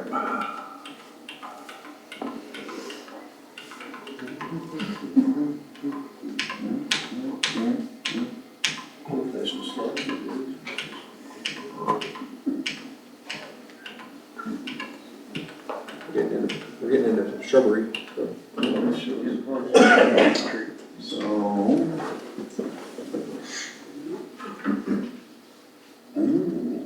That was probably a little bit too big.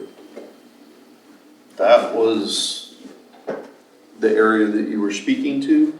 Those green circles right there are the trees that are 4 inches and bigger.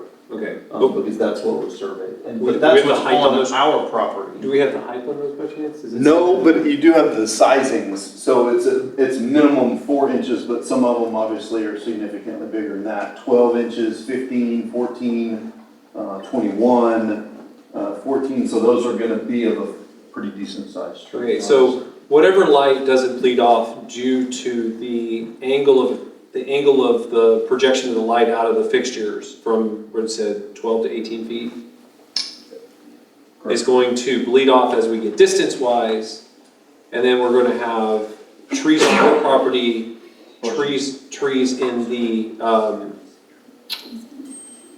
Green belt. the green belt. Thank you. You can tell me with that all night. I'm getting tired. To start diffusing that light as we continue into the neighborhood. I mean, I understand old apartment complexes. I know what we're worried about. I remember the old lights. It's the big mercury vapor light or the sodium lights that just literally had a diffusion plate on it that spilled light. It just sprayed light everywhere. Peppermill's a great example. Because of the downlight style and that light being projected down at that 90-degree cutoff and down, it actually requires more light to more fixtures to actually adequately light it, but you also, again, you don't have that carry out. And that's why you see on that photometric that those numbers get to, or if not at 0, at that property line. And so as they're positioned on site based off that, by the engineer's locations, that intention is to be at that threshold by the time you get to that property line. And then, to your point, you have the additional space of the drainage and the trees, and it is not the forward-facing, outward-facing, harsh type of light that is going to be more intrusive at the outset. That's kind of what I think, and I know not many people know this, but the Sunrise Canyon Apartments pretty much abuts the properties behind it. There is no green space. And you can definitely see the apartments from there. And so, because you guys are designing, because there's already a natural barrier, and we're leaving the trees, and we're doing better style lighting than we did 18 years ago, 2005. I mean, you guys are doing, that's why I was making sure, you guys are thinking, it sounds like you guys are thinking about this. I'm just adding the additional, what else do we have in there that's probably not on your plans that can assist with preventing that from being a problem? And my only question, I guess, in the city is, we're on the PUD portion, is that correct? We're on the combination of PUD and zone. Yep. Which one is this one? I'm sorry. This is the zoning, rezoning, and the planning. The PUD is, So both those public hearings lead to tab F. Okay, and my understanding is we have the ability to set some specifications in the PUD. Is that correct? Yes. Okay. So I'll ask aloud, just if we are having a problem with light pollution, like the light, maybe the subcontractor installs the light at the 30-story line for some reason. Do we have anything in our PUD that can give us the ability to go and say, hey, look, you told us you were going to put your lights at 18 feet based upon this map with this light spill information. They're not at 18 feet, they're at 30 feet, and, Mark, do we have teeth in that to be able to address that if that becomes an issue? So we have teeth, but we also have to be cautious about subjectivity. Okay. Because I know you're looking for a definitive answer. We can't give that to you. The best definitive answer we can give, or the closest to that, is the photometric plan. That's why we have them generate that. So that shows the foot candles at the lot line. And as they showed on the photometric plan, it's at or very, very close to 0, which means that there should not be any bleed beyond that. If it's 0 foot candles at the lot line, it should not carry over and bleed over onto your property. Where exactly is your property? It's the Stony Brook cul-de-sac. The first one or the second cul-de-sac? So let's look at this. The lower one. The lower one. Which house? Well, in all fairness, I don't want to focus too much on my house because it's my neighbors that I'm here. Well, I thought you were asking about also. the impact of your house specifically. Yeah, my house is right here. Okay. Oh, sorry. That's okay. Don't touch the screen. No, you can touch the screen. We need the keyboard. Swipe it.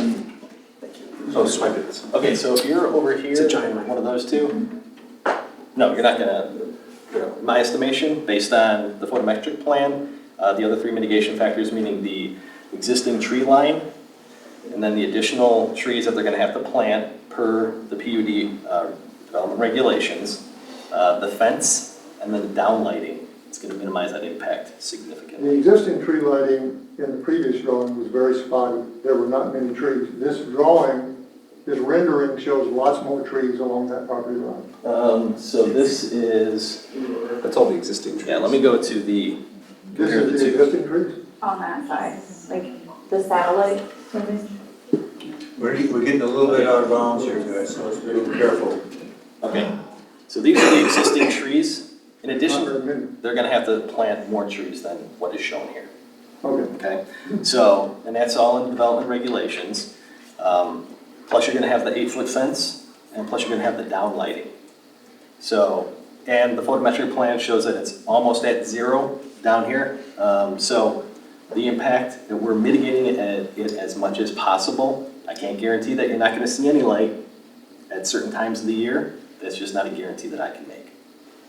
I don't want to disrupt the meeting. Can I ask one more question? No, sir, unfortunately, Okay, all right.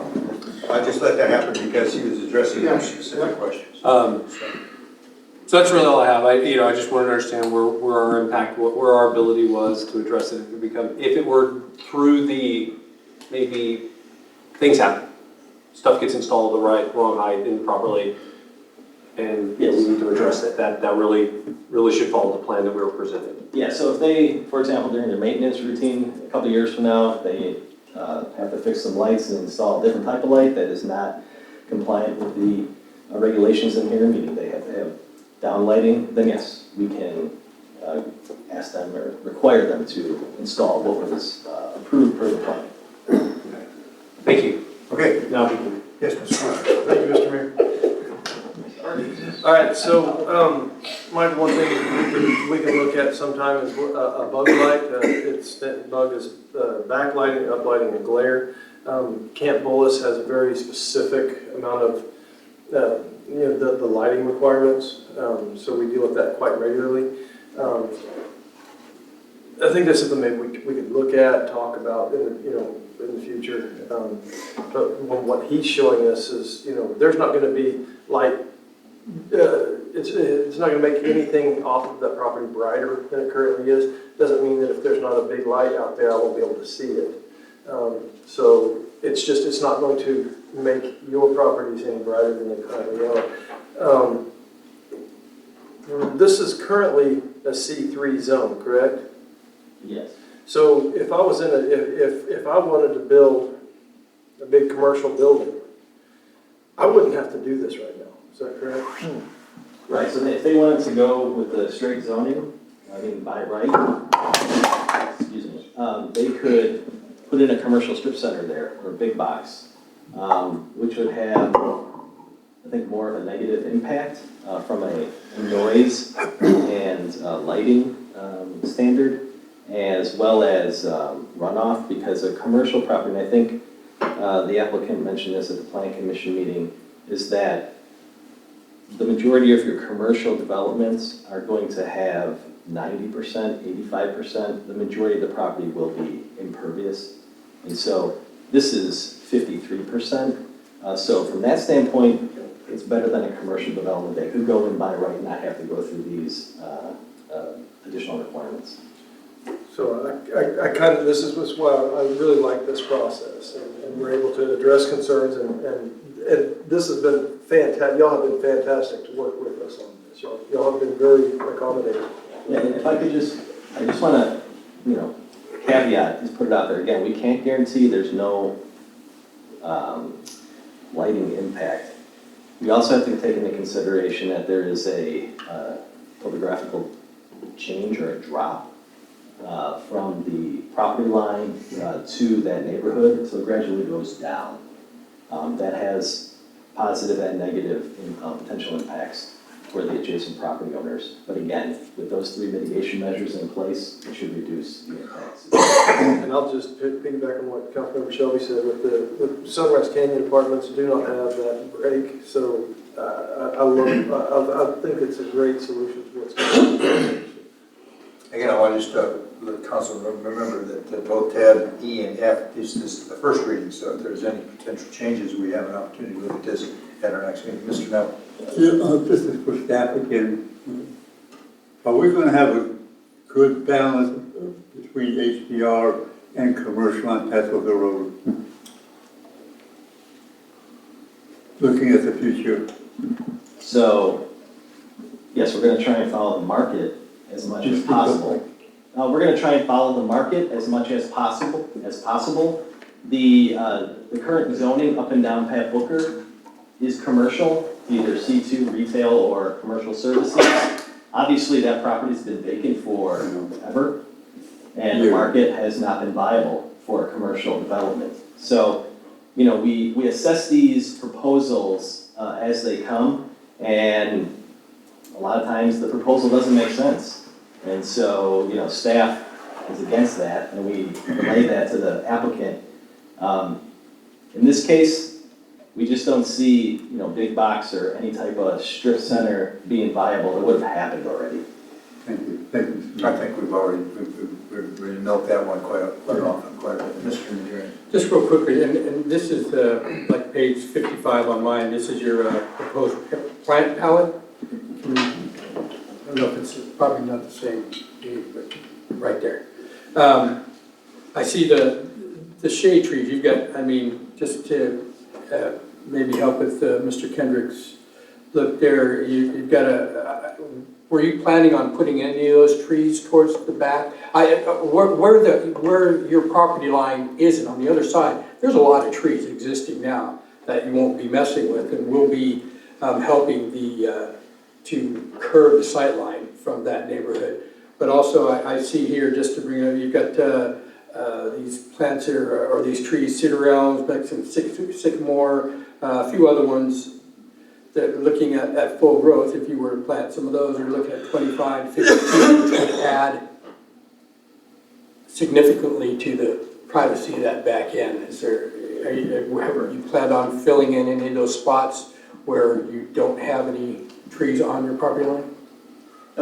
So is that just, see, I'm just looking at your shade trees. No, I understand. I'm going to go back to the site plan so that I can try to put context to what. Yes. Okay. So yes, there would be trees that would be planted in that what is on our property in addition to the existing native trees on our property that are being retained. So that it would be additional trees on our property.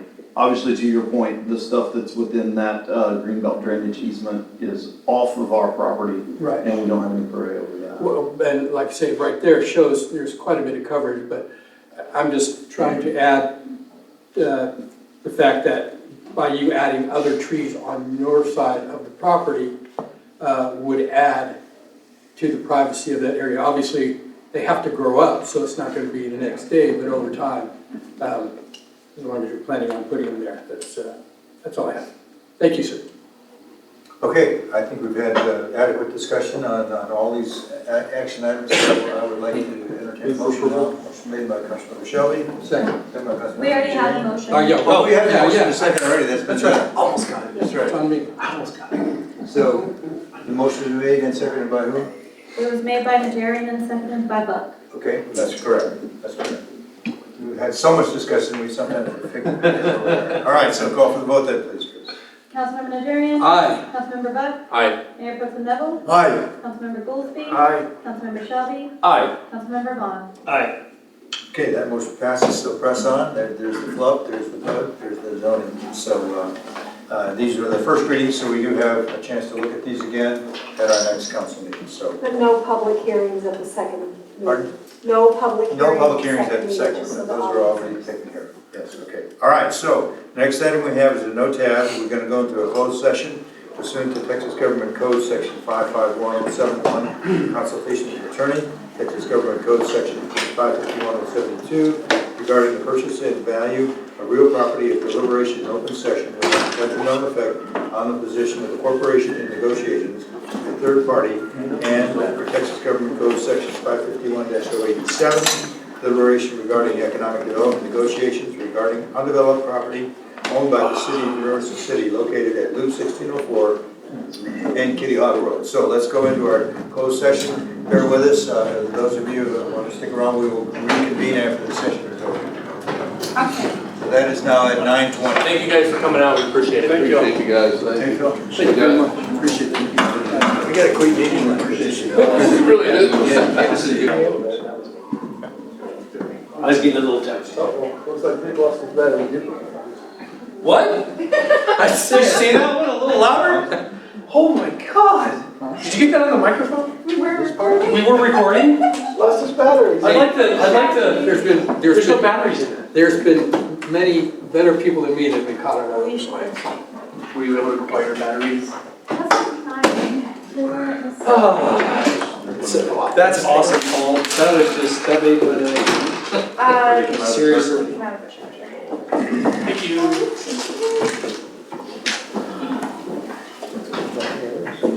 Okay, we're reconvening now at approximately 9:30 a.m. and from our into an open session, and just to report there will be no action taken as a result of the discussion in the closed session. All right, so that concludes our business for this evening. So I move now to our city manager comments.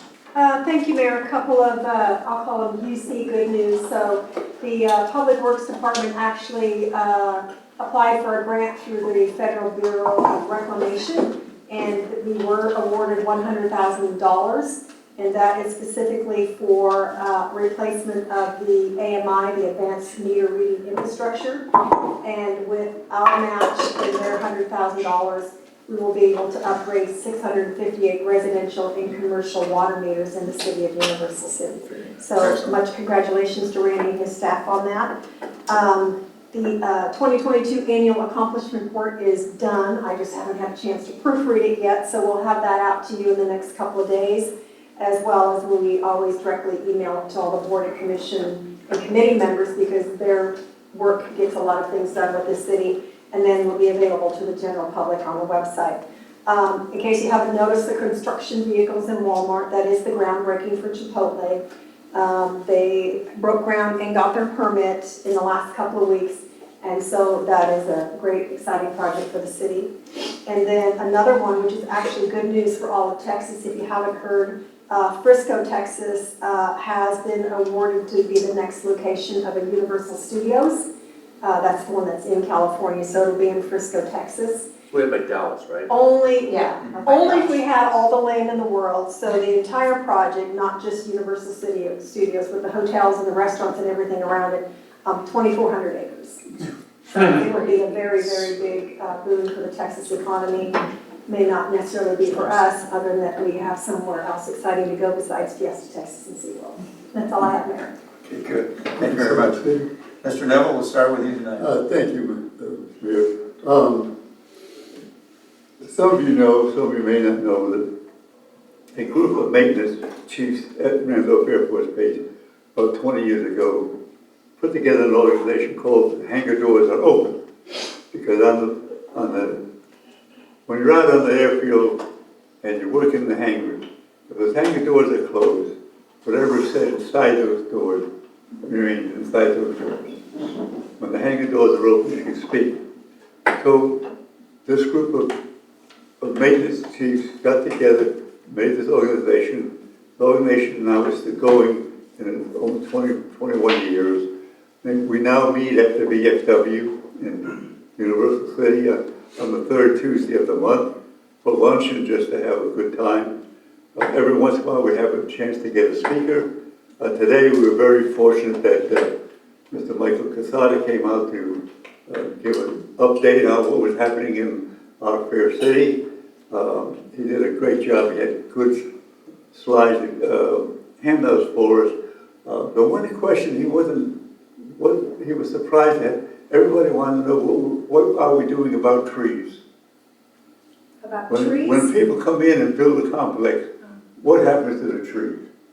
You know, and Michael did a great job of answering the question. But I want to tell you, he was professional, he was open, he listened, he gave his report.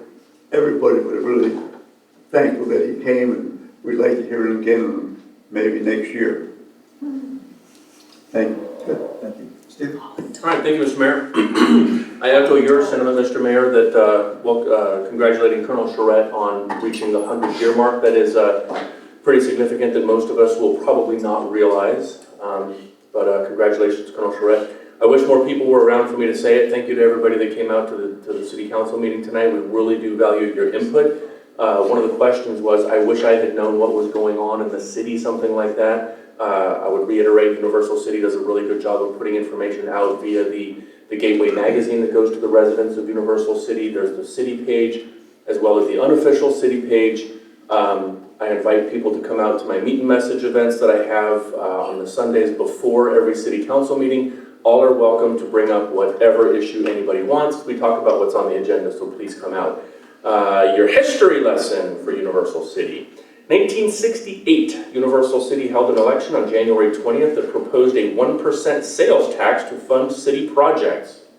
It was soundly defeated by a margin of 150 to 114. That's how many people came out to vote in 1968. And on January 29th in 1979, Universal City operationalized its services for 911 services so that you could call in your emergencies. And we're still having problems every once in a while with our telephone service now in Universal City. So we're still working out the bugs 30-something, 40-something years later. Thank you, Mr. Mayor. That's all I have, sir. Okay, sure. Thank you, Mr. Mayor. I just wanted to say I had a lot of fun up here and out there with Ms. Volle, and she will be missed. That's really all I have. Thank you, Mr. Mayor. Go ahead. Thank you, Mr. Mayor. Mayor, I appreciate the kind words you put together for Ms. Volle. I could not have said it better. And I thought about this week of putting something small together just to speak about her, and you just took all the words that I possibly had. She will be sorely missed in this community. I was so thankful that I got to work with her for 7 years up here. It just meant a lot that you did that. Thank you very much. I have one other thing on a separate note. As of today, council packets are out. So you have from today until, it's actually technically tomorrow. Today's the 17th. So tomorrow you can pick up your council packets. If you have sit at home on two Tuesdays a month and you're thinking I need to do something, come pick up one of these and come join the fun up here. They are due by February 17th. And if you need some light reading, put yourself to sleep, this is definitely a good place to start. That's all I have today. Thank you, Mr. Mayor. Bill? Nothing for me, thank you, Mayor. Okay, Paul? Yeah, just to reiterate, we lost Beverly and you know, besides working with her in my time in council, we got to be very good friends, and she will be sorely missed. And just to add to that, also just a reminder that our next Snowfest is right there around the corner, February 18th. And so that'd be the next big one coming. And the only other one is I just wish we had a little bit more land where they could put Universal City Studios in Universal City. That's all from me. Thank you. All right. I just want to just say that the service for Beverly is a week from today at 3 p.m. at Colin. And there'll probably be a reception at the golf course afterwards. So it's going to be a wonderful celebration of her life. She was an invaluable resource for us in this community well before she got elected to council. She was very, very active. So we're going to miss her, and we just want to give her proper tribute. And something is going to be coming down the pike that I'll bring up to you guys in the near future about a way to help commemorate her service to her city. So, having said that, thank you everyone for a great meeting this evening. We'll see you hopefully next Tuesday for sure at Beverly's. Okay, thank you very much. This meeting is adjourned. Thank you, Mr. Mayor.